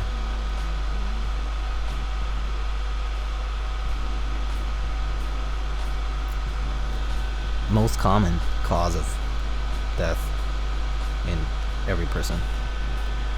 Venezuelans everywhere from like every part of America. Growing up, I never knew people from other countries. Now everyone's from another country. Oh, I guess that's true. I mean, nowadays especially, it's so diverse. Like, people have moved everywhere, and like big populations have formed over that. Like, for example, like what I knew as the Korean population in like Mexico City or even in like smaller places, it's just grown so much. It's kind of unrecognizable now. Like, in fact, I feel like I feel less Korean and less Mexican in a way than the people who now reside in those places. Because like, kind of like, if you have a lot of, let's say, Korean immigrants to like that community, then you have this big influx of like very like people with like a very I guess like learned Korean background that like I didn't have because I didn't grow up in Korea. And then at the same time, you also have kind of more established generations or people from a new generation of like, let's say, Korean Mexicans in this case, and they are like very Mexican by customs and traditions and just the way they are. And I feel like I fit neither of those nowadays. I've kind of met some people like that from those backgrounds, and I was like, wow, I feel so different from them. but yeah, like that's like only like a matter of 10 years, 11, wait, no, I left Mexico in 2011, so yeah, 11 years since I left Mexico, and I didn't really go back to live there anyhow. So like in the past like 10-11 years, it's like transformed a lot. Community there is huge now. Like actually knowledge of Korean culture is also like exploded thanks to like K-pop and a lot of other things, social media.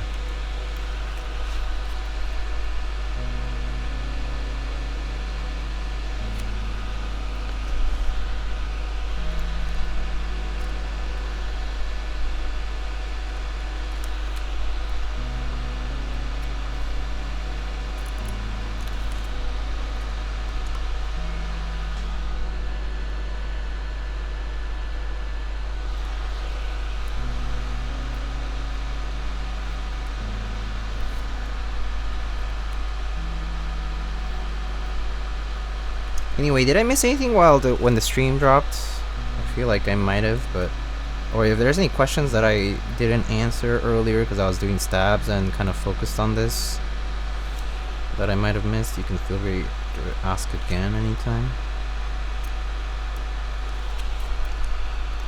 Or if you have questions about the build itself, that's fine too.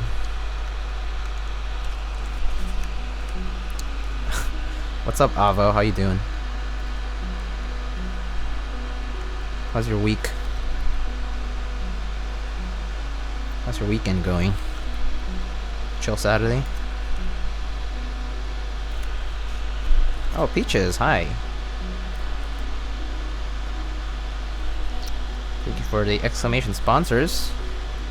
Don't forget, guys, there are some new group buys around now. I actually did have some news to share from some of the sponsors. Let me show you guys some. Let me put up some of the pages here so I can tell you about it.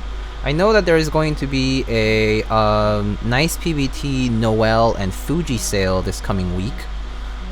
So for those who were waiting for a restock of the nice PBT sets, they will be restocking them this coming week.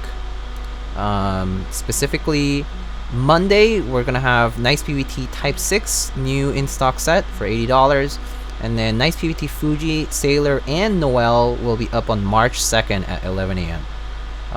And that's 11 a.m. Eastern. I actually have on my Discord, in the sponsors news channel, the timestamp is like, you know, the one that like converts to your local time. So yeah, those will be available this coming week. So if you're like waiting for nice PBT Fuji or Noel, those will be available. I just woke up, no worries. Good morning, Peaches. Yeah, so that's news from Canon Keys right now. I believe for Kinetic Labs, we had some news that they restocked some Carbon GS2 lube, and it's slightly reduced in price now. They also have like different size syringes available for that presentation for the product. So That's new from them. I know that of course, like I think on novel keys we still have like the Cherry PVT sets in stock, and DCS Deadbeat still in pre-order. Project Keyboard still has the GMK Hangul black on white and white on black on pre-order. And then I believe OmniType just had their Nuclear Data Extra sale, which might be well sold out. I mean, pretty sure it was a very popular set, so it might have sold out. Oh yes, I have new news also from CBB Planet. CBB Planet is going to be selling cables. So they have, I mean, they did cables before, but they will now have 0B and 1B size like Limo style connectors available, like push-pull connectors basically, and they'll be offering like 0B and 1B size cables as well, if you were looking for new cables. And they're going to be like paracord only cables, so no like TechFlex or whatever, because especially for 0B, because it's just easier to make. But yeah, those will be available on cbplanet.com, aside from like custom plates that that you can find over there. Yeah. Oh, what was that just now? I heard something. Oh, Samurai Huey, thank you so much for the raid. Welcome, raiders. How are you? How's your Saturday going? Or Sunday if you're in the other side of the world.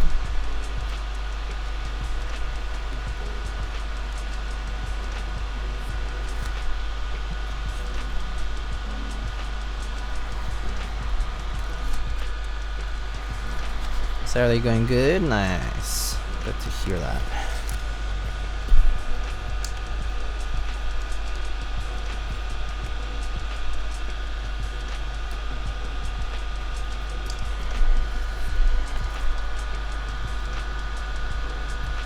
What do you do today? Or are you streaming?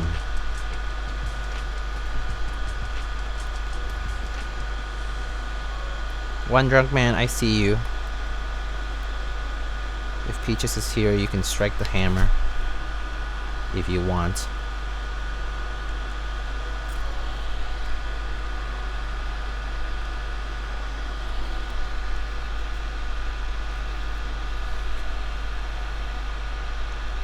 Peaches might be busy though, she just woke up.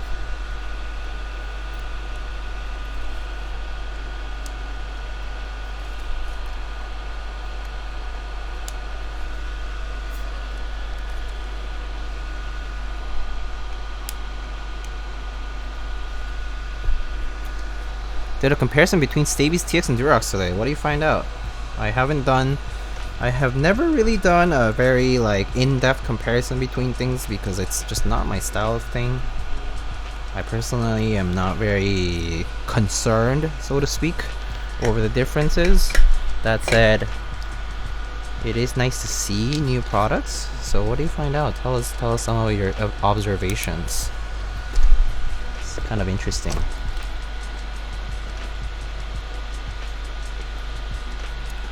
TX and Stabies a big step up, IMO. Nice. That is true. I mean, they are definitely a bit more... They're tighter on the tolerance for wires, especially.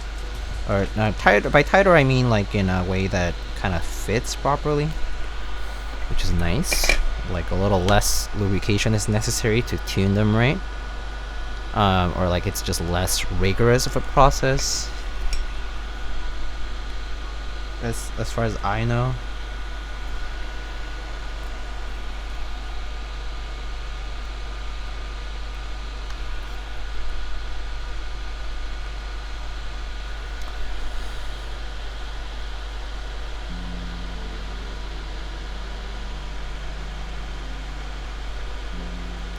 You banned one drunk man? You can reinstate him. You don't have to ban him that badly. But that said, one drunk man just abusing his rights, thinking that he's okay. I found that I just did a basic lube job on the Stabies and didn't even need to spend any time tuning. That's good. that said, I feel, I mean, well, I still kind of do the same kind of application of lube on my stabs in general, and they all turn out about the same. But it is true that it's more lenient on mistakes and on like differences. So that's good. People say things about Stabies having issues. Do you encounter that at all, Samurai Huey? Because people say like, oh, Stabies could break caps, or Stabies fit, you know, differently or whatever. I don't know if you've experienced that, but personally I haven't had an issue yet.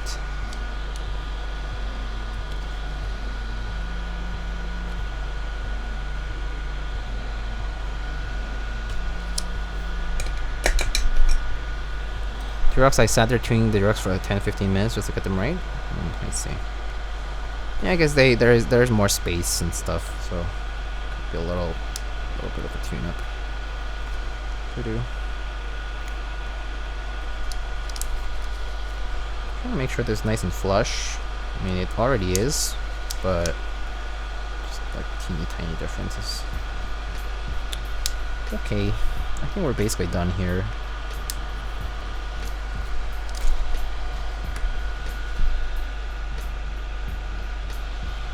I see that there's a very slight bend to either the plate or the PCB.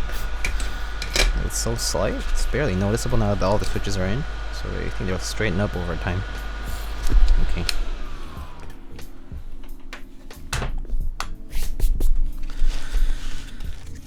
Alright, so let's test this PCB now that we've soldered it. Ran into one issue so far with them giving me trouble in installation, but it was very minor. The TX were very impressive. Was tight to PC once I got the stoppers. Yeah, so once you get the stoppers in, they're super, like, they're pretty much just really stable. I do realize that the TX actually do have a bit of looseness when you apply them without the little clips. Like as in, like, the clips kind of have a bit of a give to them. Like they press pretty easily, so they can actually come off quite easily. Like they slide off. I think it's mostly because the plastic is so smooth on the TX ones. So I personally suggest using those little stoppers all the time. Like don't skip on them. Compared to like cherry clip-ins, I think they actually have they're more easy to pull out from the PCB. That's what I noticed. But it's like super minor. Like it's like you have to pull pretty hard for that to actually happen. But it's like just as a matter of fact, like to say that like, oh, the F8 is not working. Maybe I forgot to solder that.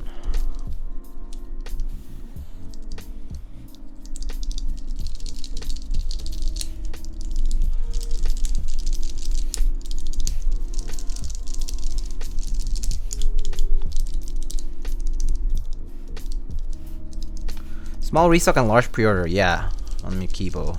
Yeah, so this weekend. Oh, I did forget to solder one of these.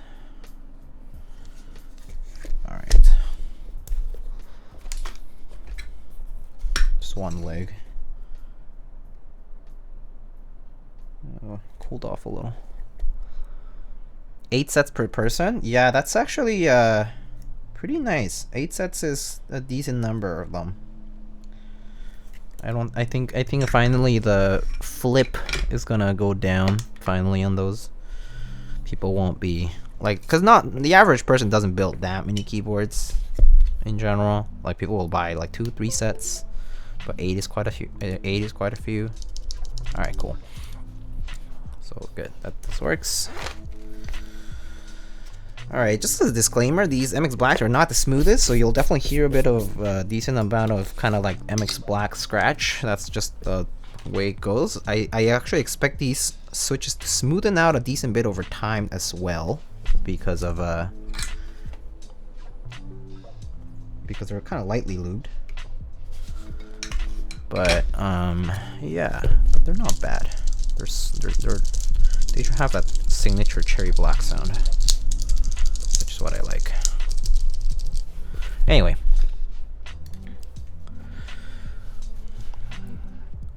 Definitely need 8. So many keywords to build. I mean, yeah, you do have a lot of keywords coming in. As far as for a first-time builder, there was a minor piece of design I noticed in the TX that made me really respect them. They're impossible to install the slider backwards, and that is so huge.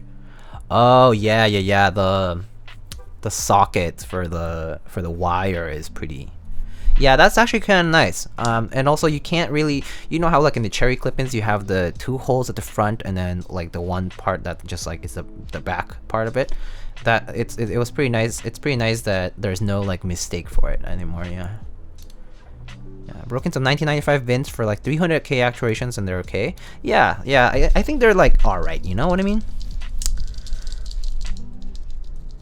Like, I actually might end up swapping some of these switches because I actually don't know whether I'm expecting some of these to be faulty or chattery or whatever. Sometimes VINs can be a little problematic. I basically do have like 10, 15 leftover switches around that I can always lube or just like have an extra.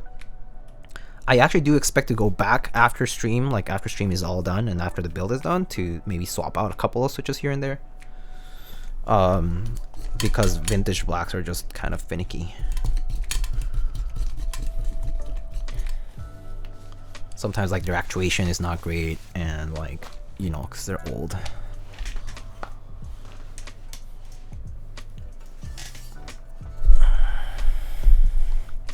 Fixed plates look so nice. I know, right?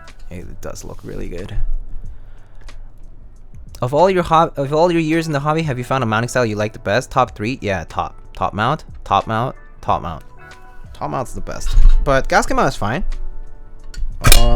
Like gasket mount, oh man, that's a tight ass housing. That's scary. But yeah. Top mount best in my opinion. Top mount great. Top mount goated. Yeah, top mount's amazing. I love top mount.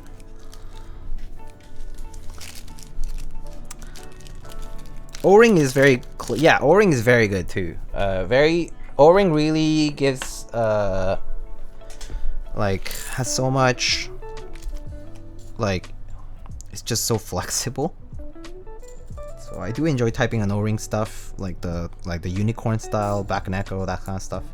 Very fun to use. Definitely like those too. But yeah, I think it's, for me, the top mount is good because it just works, you know. I don't need to worry about whether it's too much or too little. Just replace the plate. Actually, that's the easiest way to change how the top mount board feels. Just change the plate, or lose the plate completely. Have half plates, you know, whatever. 95 is pretty much the end of what's considered vintage. Yeah, that's what people say. Even with the one hole, there's a bump in the corner that has a slot in the slider. Nice piece of thought. Love it to be real. Yeah, that's good. I mean, just earlier, Samurai Huey, before you actually arrived, I actually had a wire from TX Stabs that was slightly defective. It basically was slightly rough at the end, which basically was that the reason for that was just that I think the wire was just not fully properly cut and like processed. So I just sanded it off. I like clipped the rough part off and then sanded it off with a bit of sandpaper, and that was it. That was pretty simple, pretty easy. But yeah. But yeah, it was and that just like fixed it. But basically the wire was slightly too long. I mean, but if this happens like one in a, you know, many hundred stabs, it's fine. Like, I think that's kind of expected amount of error, so to speak. So I don't really feel like it's a big deal.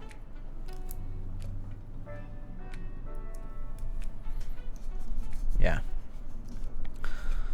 Stabies wires are really nice. I see. Oh, Mr. Juan, how are you, buddy? How's your Saturday going? Hanging out with the fam today? What's good?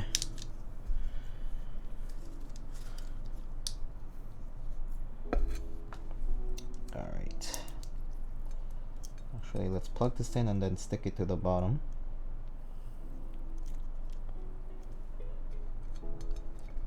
Then stick it here. And seat this.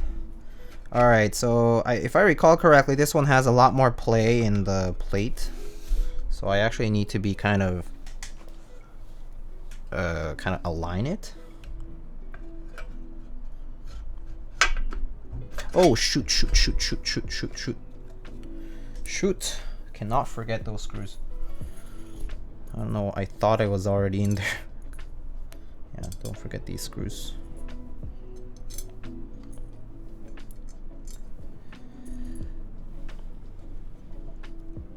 Do you enjoy OTD O-ring sandwich as much as friction O-ring? They're tighter. So they'll kind of have like this kind of folder, like sounding character to them. So they actually do sound a bit different. I think I would like say it's like if you don't mind losing some of that bit of flexibility sort of feeling to the typing, like if you're expecting the O-ring typing experience to be just purely flexible and like very like bouncy feeling, that's not it for those boards. But on the other hand, the sound does change quite a bit. So if you enjoy that sound as a price, I mean, you're paying the price of that kind of flexibility because it's like a tighter case to get like a different sound signature, and like you enjoy that, then I think it's worth it. Excuse me.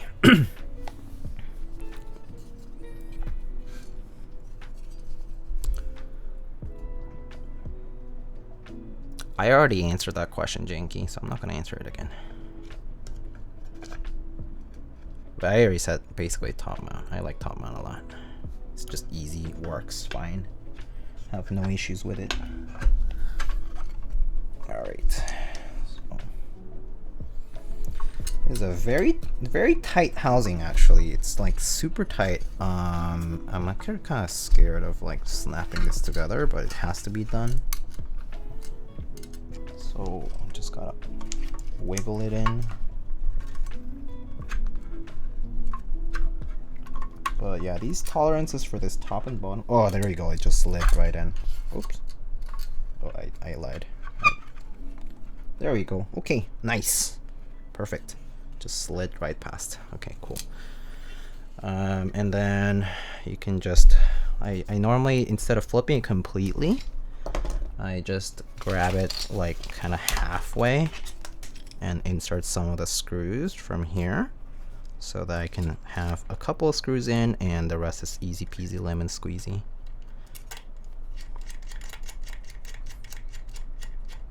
Thanks, Diego. I'm excited to finally be off. Dude, that's awesome.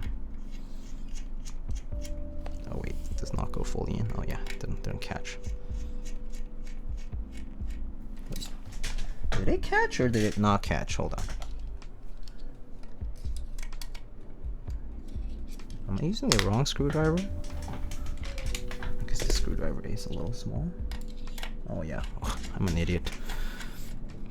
How's your Saturday? Saturday's going good. Danny, how are you? How's your Saturday going?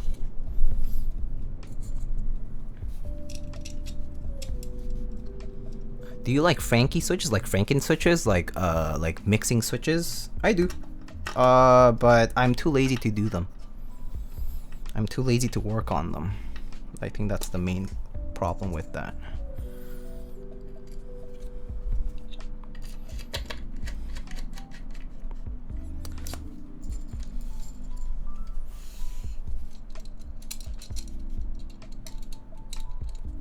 Wait, did I already put a screw in here?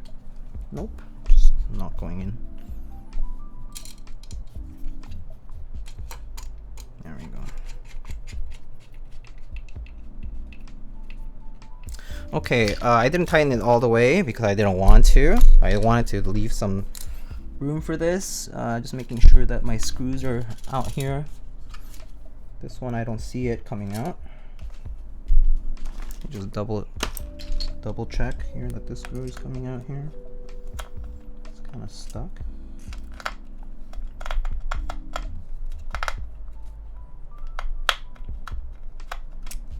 Why are you stuck here, huh? I see those 8 screws coming out, but this one's kind of not coming out, so I think I over tightened this here.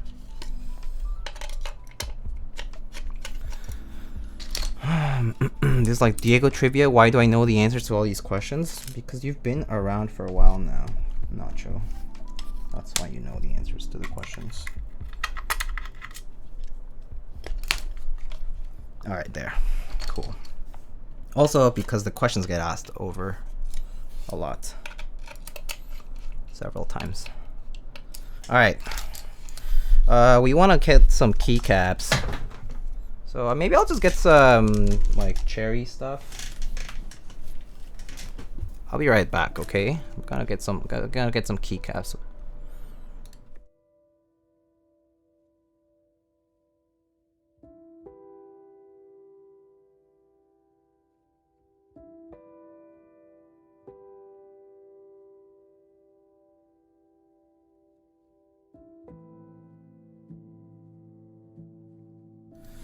Okay, so let's see. GMK Mando, I don't have that, and I don't have GMK Rouge either. I only borrowed it for a build before. I have like 9009 and a few others. Like this is KA 1953, as you can see from the writing. But right now I'm just gonna use some of these keycaps to line up the corners and stuff. So we're gonna just do that. Just gonna line up the corners and the arrow cluster. Yep.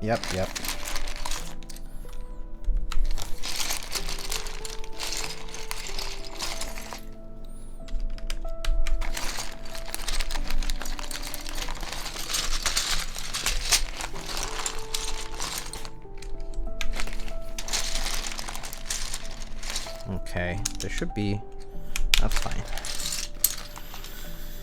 Alright, let's line this up.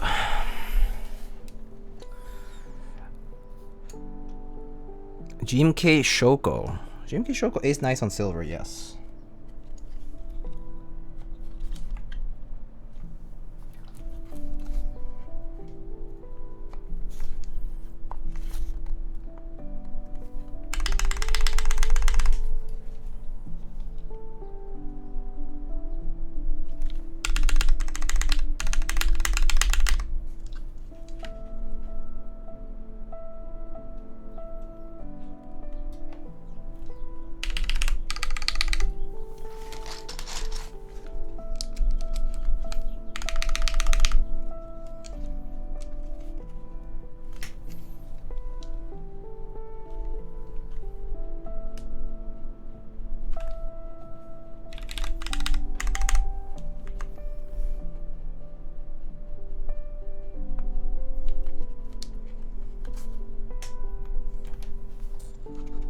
Just a smidge off here. Oops, too much.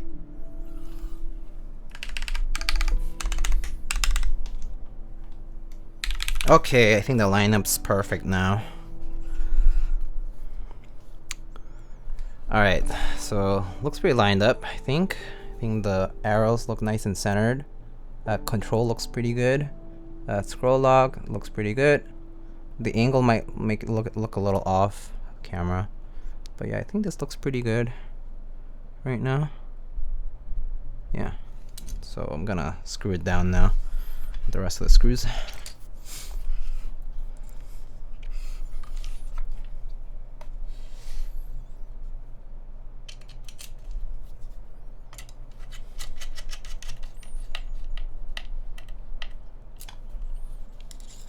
ODM drops T-word at the FC stream and ran.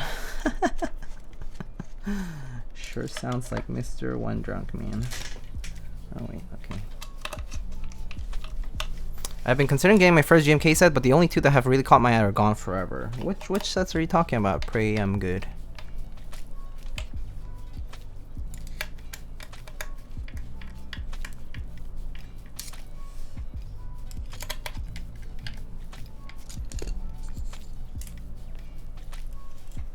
Oh, stop rolling.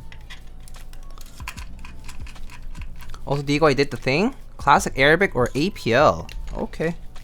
You want red. sub-legends, I guess. Sure.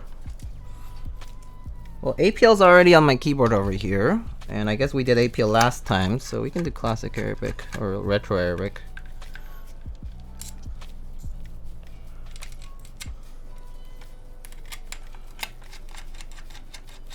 Gonna drop a package. Have a good one. Garlic, have a good one. Have a safe trip to the post.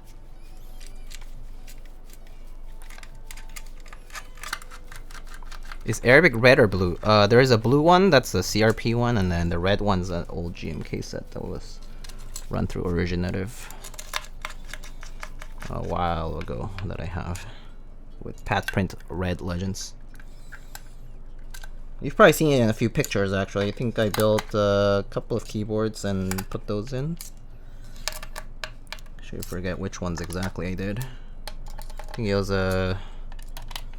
Actually, it was a number 2 at some point. I think I might have put retro Arabic on it. Alright, so just finger tight on these screws. I've been pretty doing a little loosey-goosey kind of job here. Okay, nice. Okay, alignment still looks good. Alright, let's get the base.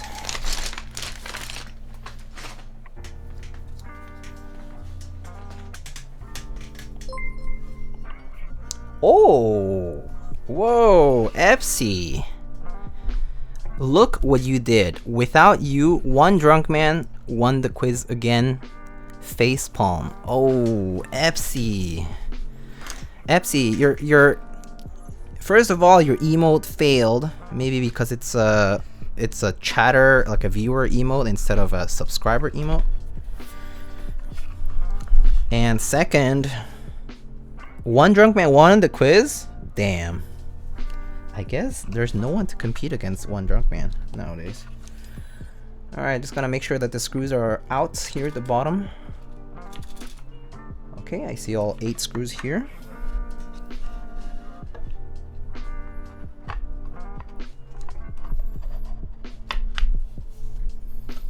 We have to just ensure that the bottom piece is properly placed.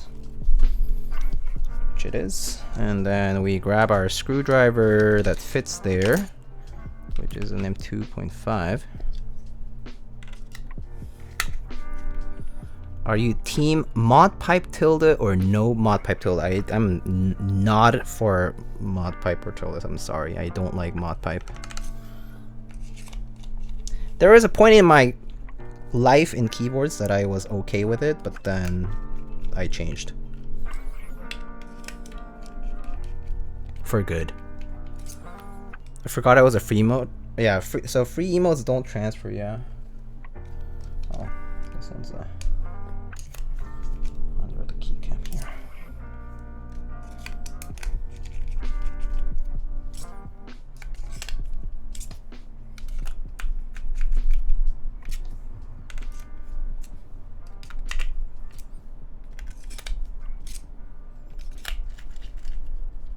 Okay.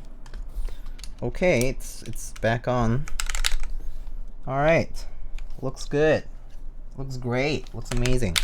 All right. Let's get our key set, which Mr. Nacho just redeemed, I think. So I can go get a classic retro Arabic. Team mod pipe ripperoni. Well, I think especially like on 75% or TKL, they look particularly bad because the pipe is also kind of like balancing that side, so it kind of looks off. Also just because of the classic look. But anyway, I think in general, I would much rather not see mod pipe or mod tilde. I get why people do it though.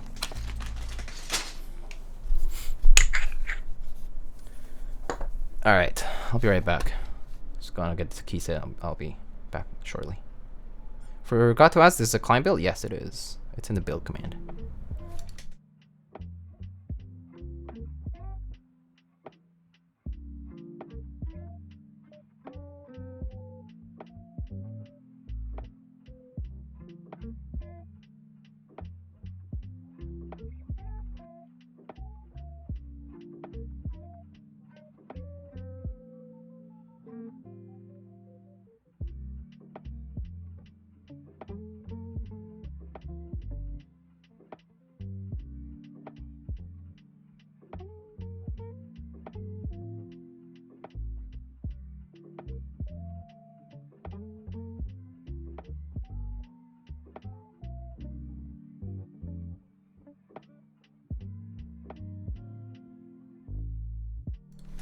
Alright, we are back with a key set to put on.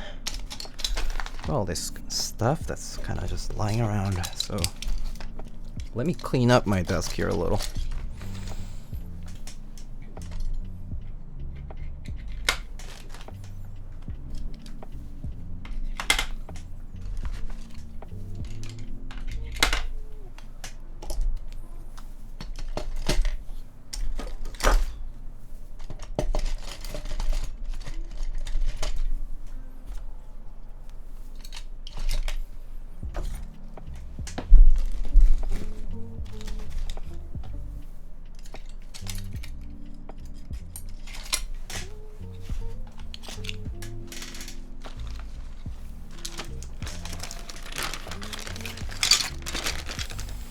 Okay.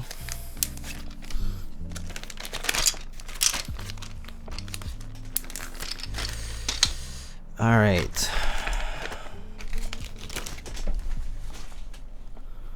All right, I think we're good to go. Oh, this is side too. All right, key set time.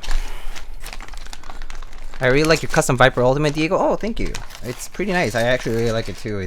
I think it was like a fantastic aftermarket buy.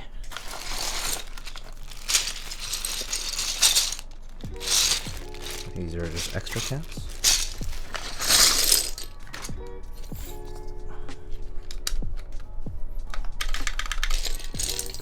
All right, Nacho, accent or no accent?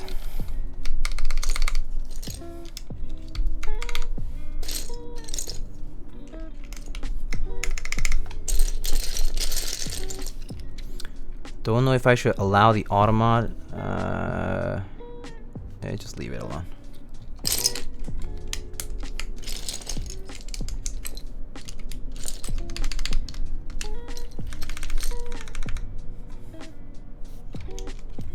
I'll let you decide. Okay, let me see actually.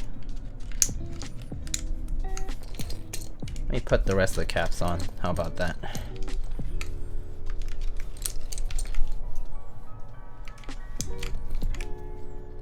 Page, wait. Is this the right profile? I'm not sure. 45. Oh, that's not the right profile, I think.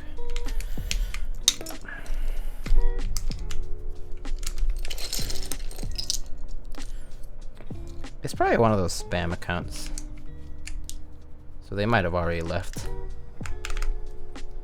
So whatever. What's this key set? It's called GMK Classic Retro Arabic. It was run on Originative a long time ago, and only one time really. It actually was kind of like in stock for a while for like $200 or whatever.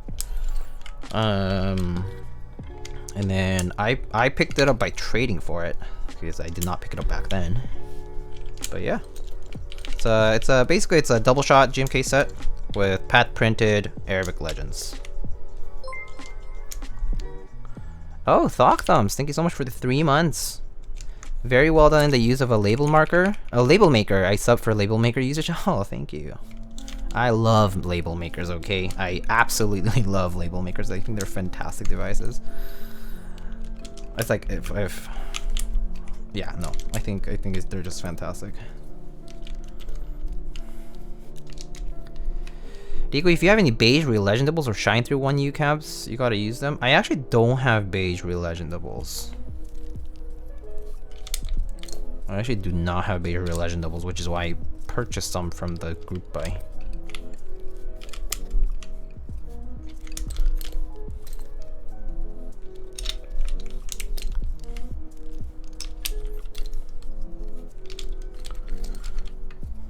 Label makers are God's gifts. Didn't order beige re-legendables, I just got black ones. Yeah, I have some black ones, so I ordered the beige ones, and I might have ordered the black ones just because I don't think I had a lot of them. I maybe only have like a handful at most, or even fewer. So yeah, just don't exactly remember how many. But that said, also they're kind of old and they still have like sticker residue on it too, and yeah.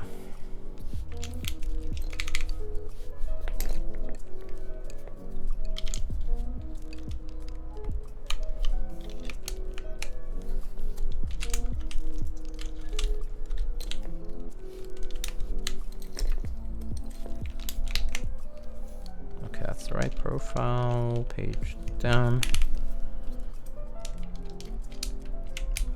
I got more than I thought I would.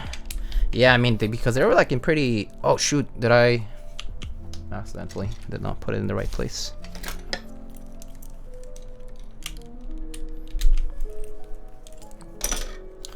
The R goes here. No resin? I'll put resin in a bit. Last thing. What keycaps that you think would look good on a raw aluminum board? Anything that would go well on a silver board will look fine on a raw aluminum board because it's basically silver. So beige, lighter colored key sets in general work pretty well with silver colored boards. You'll have, yeah, like anything on the lighter side will go pretty well. If you want heavy contrast, you can always do things like white on black for sure. What kind of silver is that? It's a very nice silver. Would you dare say that this is a contemporary silver?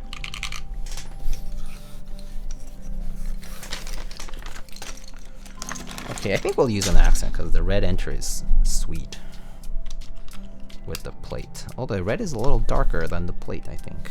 All right, let's get an artisan keycap.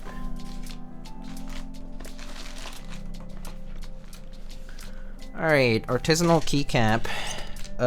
Oh, I don't have anything pure red here, do I?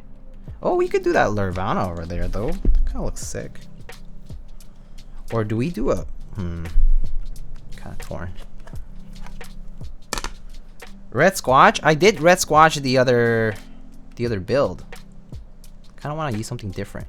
Kind of want to use something new each time, you know?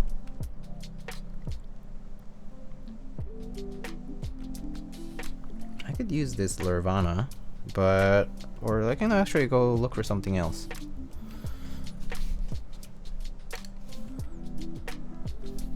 You already have a really red one on F4. Oh! We do have a Nubinator.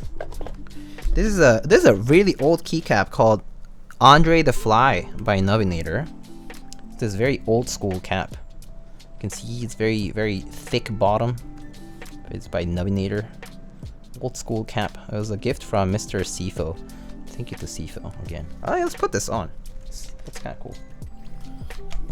Old school cap on old school looking keycap set.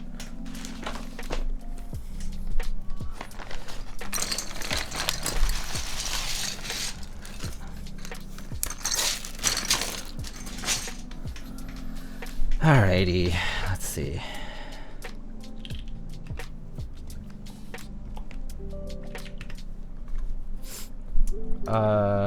Right, get those points, and then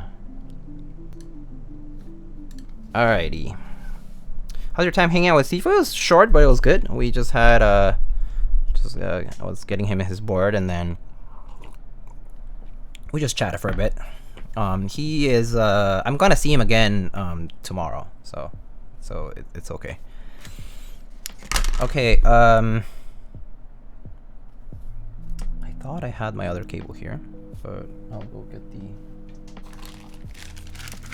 connector for it.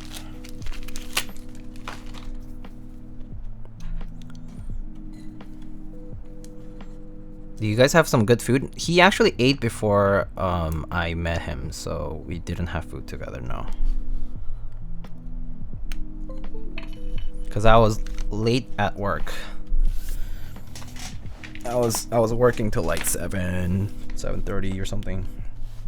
So it was pretty late. So he ate before, and then I ate like I just had like leftovers, I think.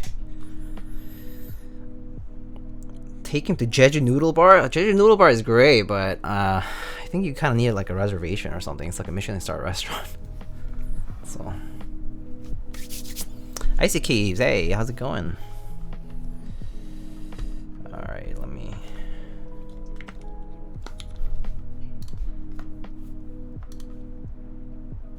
Okay.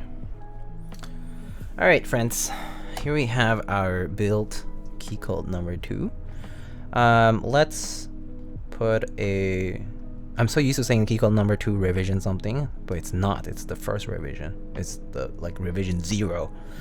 I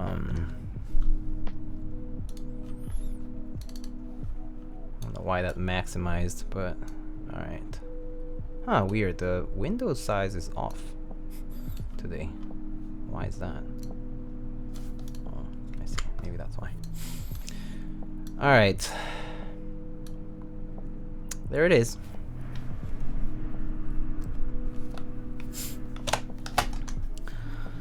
Let's try it out.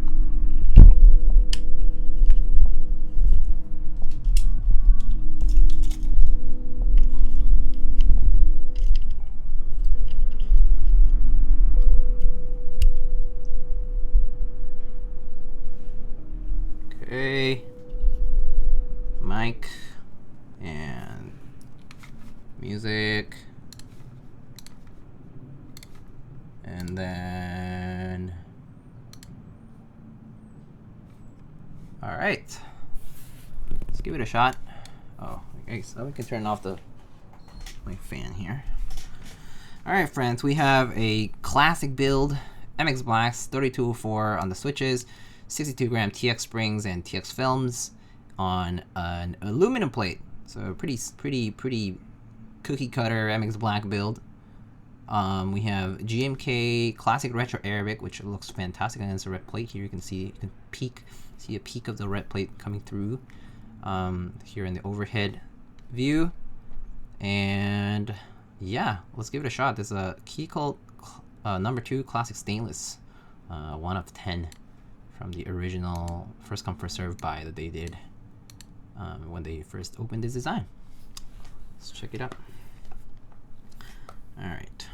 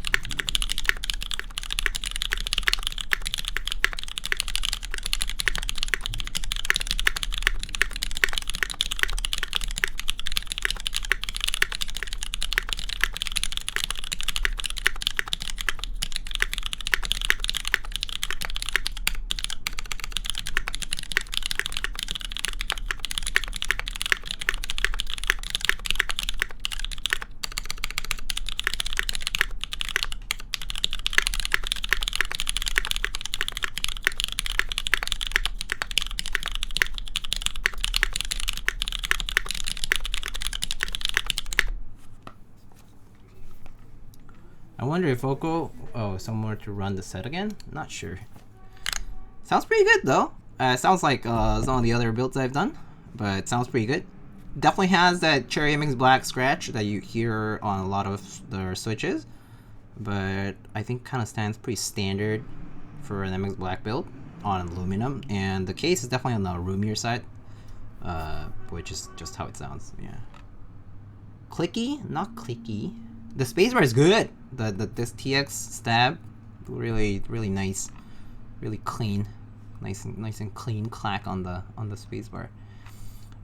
If you guys want to listen to the mods, I can show the mods. Let's just go through mods quickly.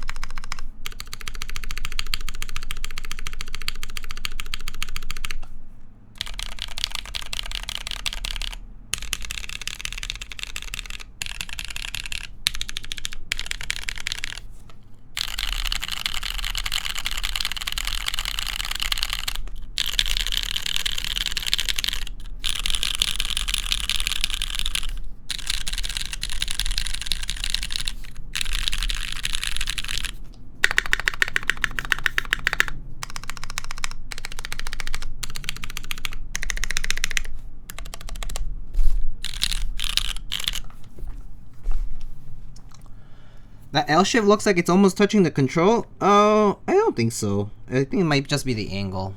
A little bit of barrel distortion maybe. Yeah, it's not quite that close. But yeah, might just be the angle for sure. Anyway,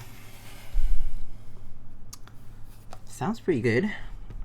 But I definitely want to give it a shot again. Let me try it again. So let's type on it again. Very nice build. Yeah, pretty good. I mean, kind of was hoping that it would just be like this, what I would expect. But definitely really like TX stabs. So nice, easy to tune.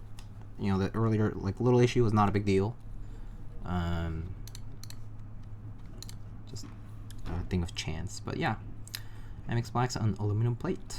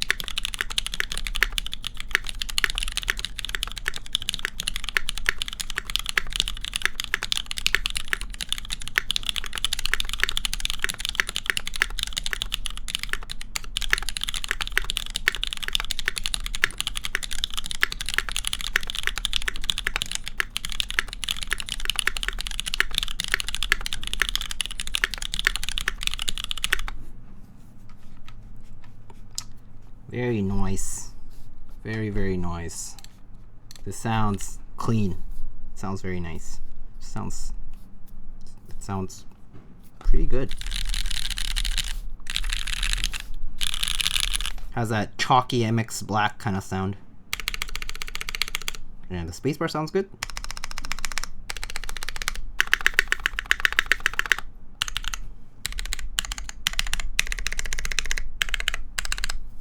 Yeah, very pleased. I am pleased with this build.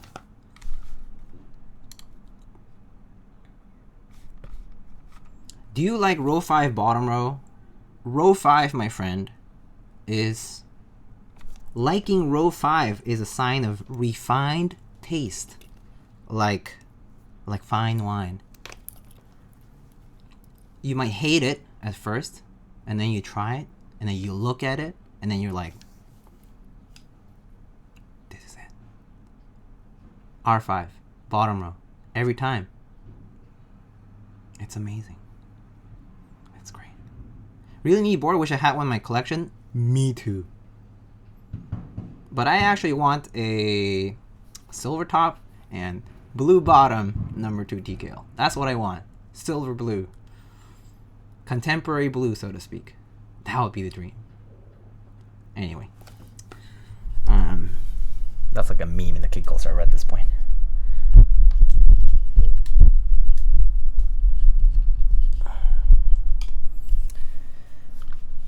Is it flexy? No, not quite actually. I would say it's about as flexy as you would expect from aluminum plate builds on gasket type builds like this. So no, not too flexible. I mean, if this were like those leaf spring plates, it would certainly be more flexible. But I would say no, it's sturdy. It also does not feel stiff though. It doesn't feel like it's unpleasant, you know? Like the bottom I feel is like fine. Comfortable. I really like that spacebar today. The spacebar came out S tier. Really dig it. I'm always more proud of my client builds than my own. For some reason it just happens. But yeah. I don't like R5 on tinted. Oh. Tinted, well, I guess I haven't tried tinted, so or specifically many, like some of the more popular tinted stuff, I don't think I've tried. So I probably might want to give it a shot before I decide.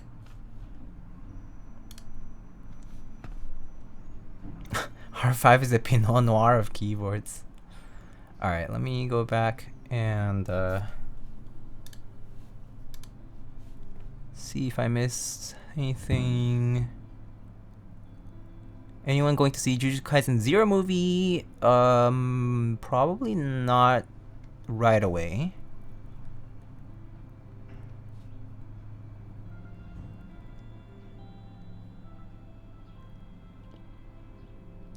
The L shift has a weird sound, reminds me of leaf tick.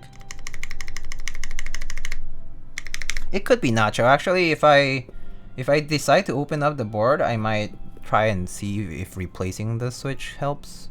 But it's not the stab. I don't hear it from the stab. So it might be the switch, as you said. So I might just replace the switch and see, because I have a few spares. Yeah, I might just do that. Gasket mount is not equal to flexible. I do agree with that. It's just comfortable, is what I would say. Yeah, so the number 2, this is the classic stainless, which is the first edition of the number 2. This is like literally the first release that they did for the number 2 design.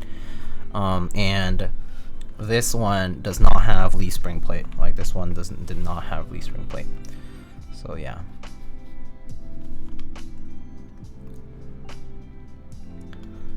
Actually, I'm gonna remove this keycap before I crush it and break it.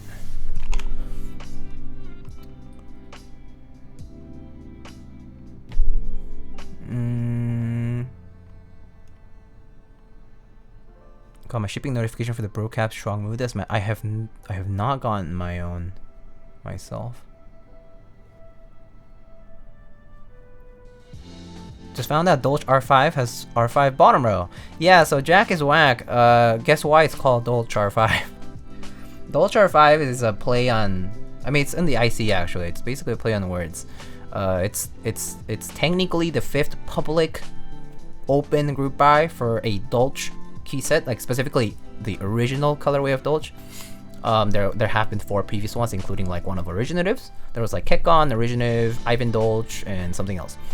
And that's why it's Dolce R5, as in like round 5 kind of, and then R5 because it's the first one to have row 5 bottom row. That's I thought I was being funny, so yeah.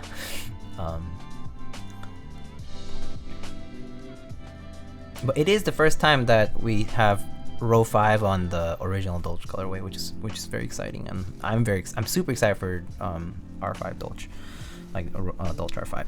Very excited for it. Can't wait for it to arrive in March, April, whenever they ship to vendors and the vendors ship out.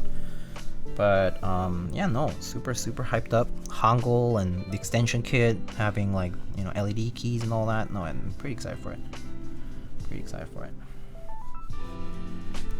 Yeah.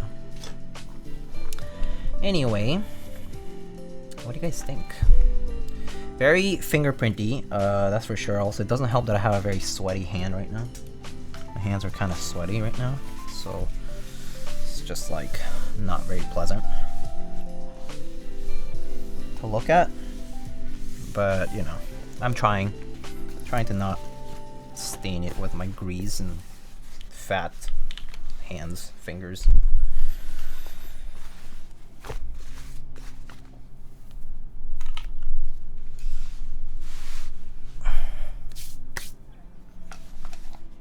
What does it weigh? It weighs quite a lot. I can certainly check it with a scale.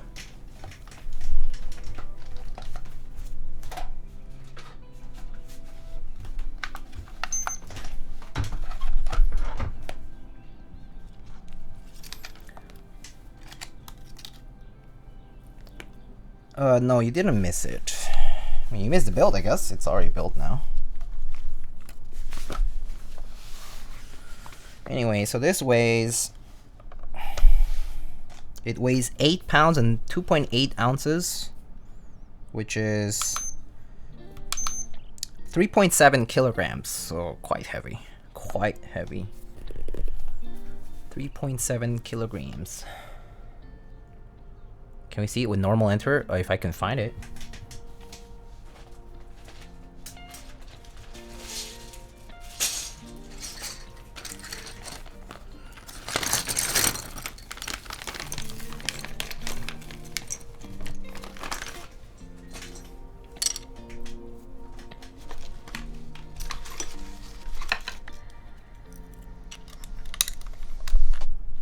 There it is. Normal enter.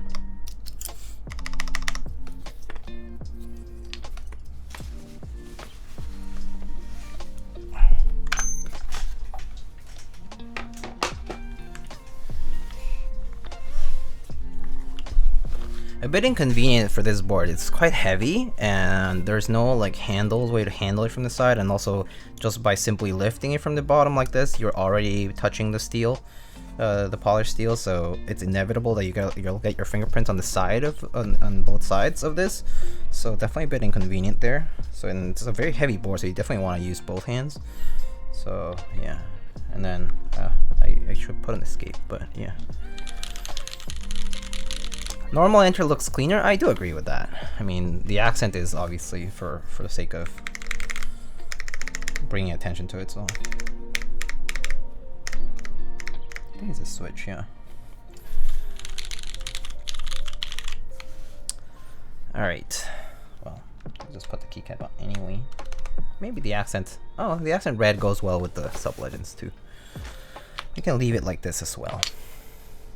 I rarely use accents. Yeah, I don't use accents very often. Don't use them too often.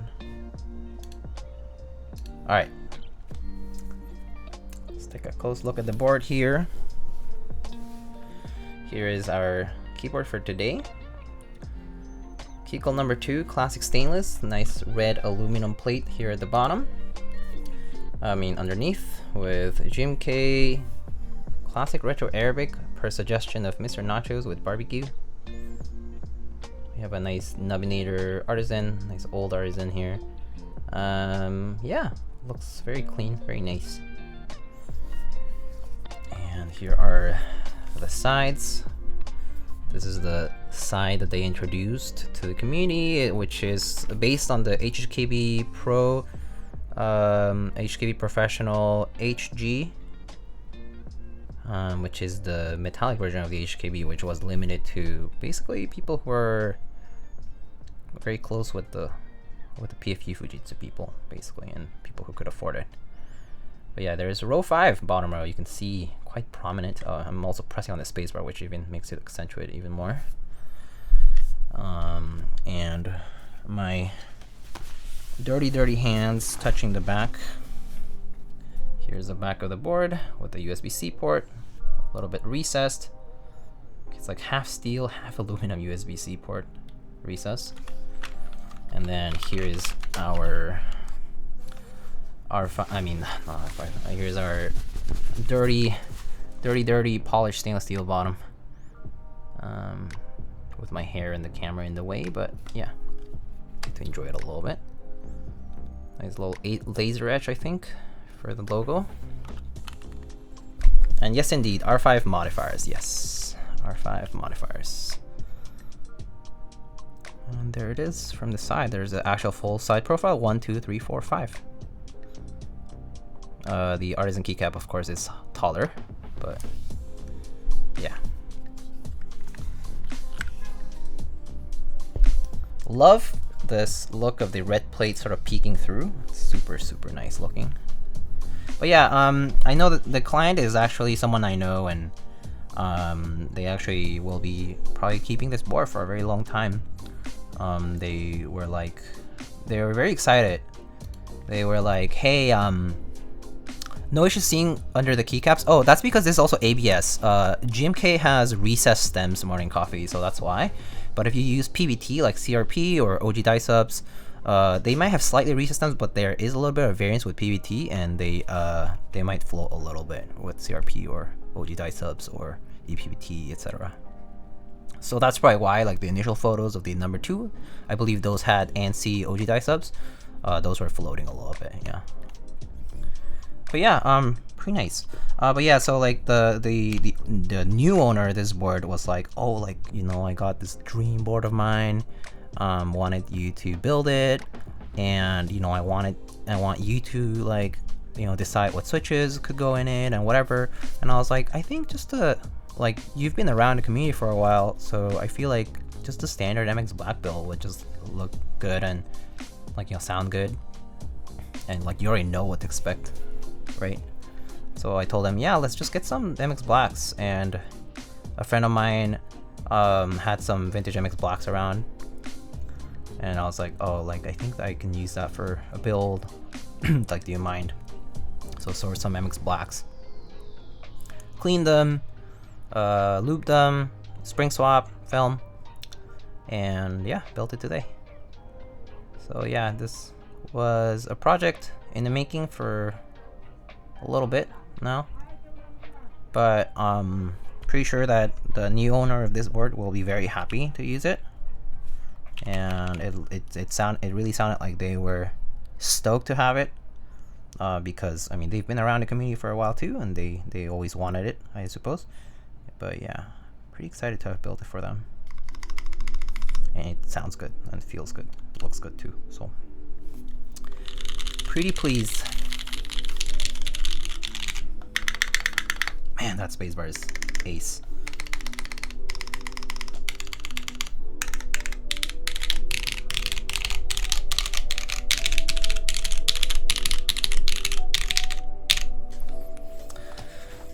Yeah, it's a classic board for sure. Favorite TKL? There's a lot of boards that I do like. I mean, I think the Keycult number 2 is like pretty cool. Keycult number 1 is very nice. Teacher Jean B2. The B1 is like whatever. Duck Orion, I really like the Duck Orion. There's some other stuff that's very notable, like the RS that Biso made was kind of cool. The Matrix V, Matrix 8X V 2.0 ADD, very nice. Actually, I really like the Vertex Angle, by the way, the one that just had the group buy, or actually it's still open. The Vertex Angle group buy is still open, but I actually really enjoyed the Vertex Angle. The more I used it, I kind of enjoyed it a lot more. I think it's a very nice TKL too. But I feel like nowadays there's just so many options, and they're all very good. Like, I have built the Andromeda, I've built like KBD 8X, 8X Mark IIs that are really good too.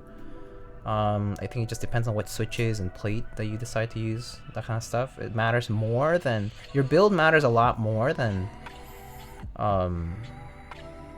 like, you know, whatever the reputation of the board might be. You can definitely tune things according to something that you might enjoy. Yeah.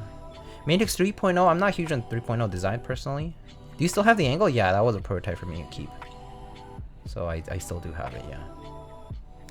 I do like the Lin Whale and the Lin Dolphin. Pretty partial to them, because I kind of, when I first came into community, those were considered very difficult to get boards, and they're just actually very striking design-wise. Yeah, I really like, I think the Lin Whale engraving is one of the best engravings, like design and like just the look of it. Like, it just fits really nicely at that, in that aero cluster area. It just looks so good. The Lin Dolphin, I mean, it grew on me. It took a while to grow on me, but it's very nice too. Do you like the Kage? I did enjoy it. I personally wouldn't have gotten it because I prefer F12 to F13 keyboards for TKLs. I also wasn't huge on the USB port thingy that kind of stuck out. And lastly, I do have a lot of TKLs, so I would have probably considered my situation first before purchasing if I were in the shoes of someone about to purchase. Yeah. Dolch CR80. Oh yeah, that's the one that ran through KD fans, and the designer somebody else, but yeah, I mean, that's pretty cool too. There's also the Korean Dolch TKL version by I think Bomb. Also has a Dolch TKL.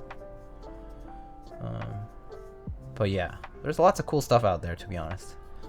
So I would say don't just give in to whatever people are telling you that, you know, is the latest and the coolest. There's just a lot of options now, and they're pretty good.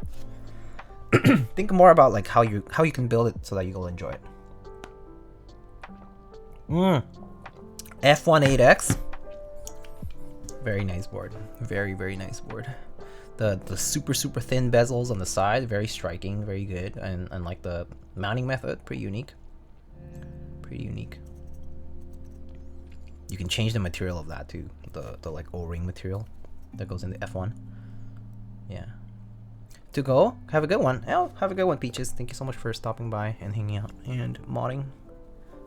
F2 is also pretty. I haven't seen one, but I've seen photos and it looks really gorgeous. Oh, I wanted to show this off. I have a keycap from Salvin. So if you are interested in GMK Indigo, that's currently running on Space Cables and Salvin, if you're in the EU, this is the GMK Indigo. This is the GMK Indigo group bike cap. It's made out of, I believe this is basically like patina sort of brass. Yeah, it's very heavy, and the engraving's super clean. What's the story behind the design? I believe, well, GMK Indigo, if I recall correctly, is a set that is based on Japanese denim, right? And the tomoe symbol is a thing in Japanese culture.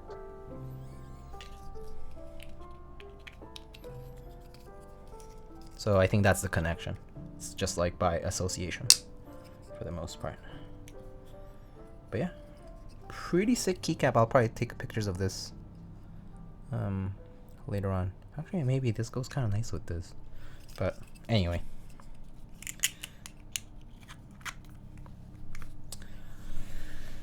Wait, more Hispanic theme sets? Just here waiting for GMK Mictlan. No, I'm waiting for that too.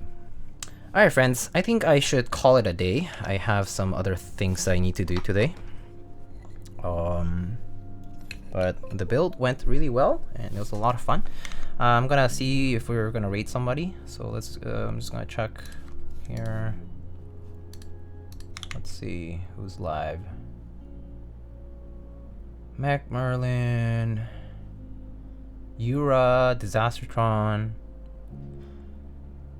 Meepergon. I have not seen them before, but apparently they're building moon towers for a couple hours now. Yeah, y'all have anyone you want to rate? Oh, actually, Disastertron is just playing Broken Age right now. And there's Andy. And I see some other non-keyword people on as well. Like BTMC and yeah, other people. Should I make a set based on Chilean shit? Why not? Go for it. The sky's the limit, buddy. The sky's the limit.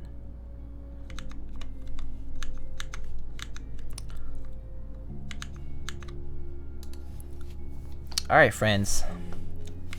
Let's go show some. Let's see, who should we raid? I don't know how long Yura plans to stream, but her stream started just now, basically just in the past hour. So I think raiding Yura would be a good choice because she just started streaming. CB also just dropped new bongo tree colors. Oh, I didn't know that. Well, there you have it, guys. cbplant.com. And then /discount/lightning, you can get a discount for stuff. But yeah, new CB trays, which are just like these ones, little bongo themed trays for screws. It has a magnet on the inside that you can put, and you can get like a silicone base, or there's like a wooden base too. But yeah, and you can stack them like this. All right, friends, let's go raid Yura PSD and say. Yeah, go raid. Happy weekend.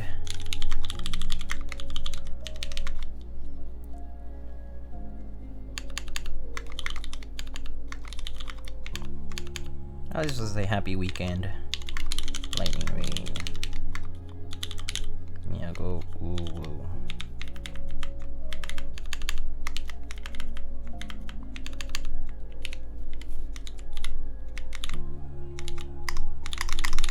Alright friends, let's go raid Yura. Again, thank you so much for stopping by, for those of you who did, and I'll catch you guys on the next build. I believe the next build should be a Sangha 60, which is a 60% from... Sangha is from Monster Gear, I think? Don't forget. Just forgot. Monster Gear is Sangha 60, right? Yeah, Monster Gear Sangha 60. It should be a next build. Tell Yura to let me fish in Genshin. Okay, I'll let her know. Alright friends, I'll see you guys next time. Take care of yourselves, have a good rest of your weekend. Be safe. And cheers. Bye bye.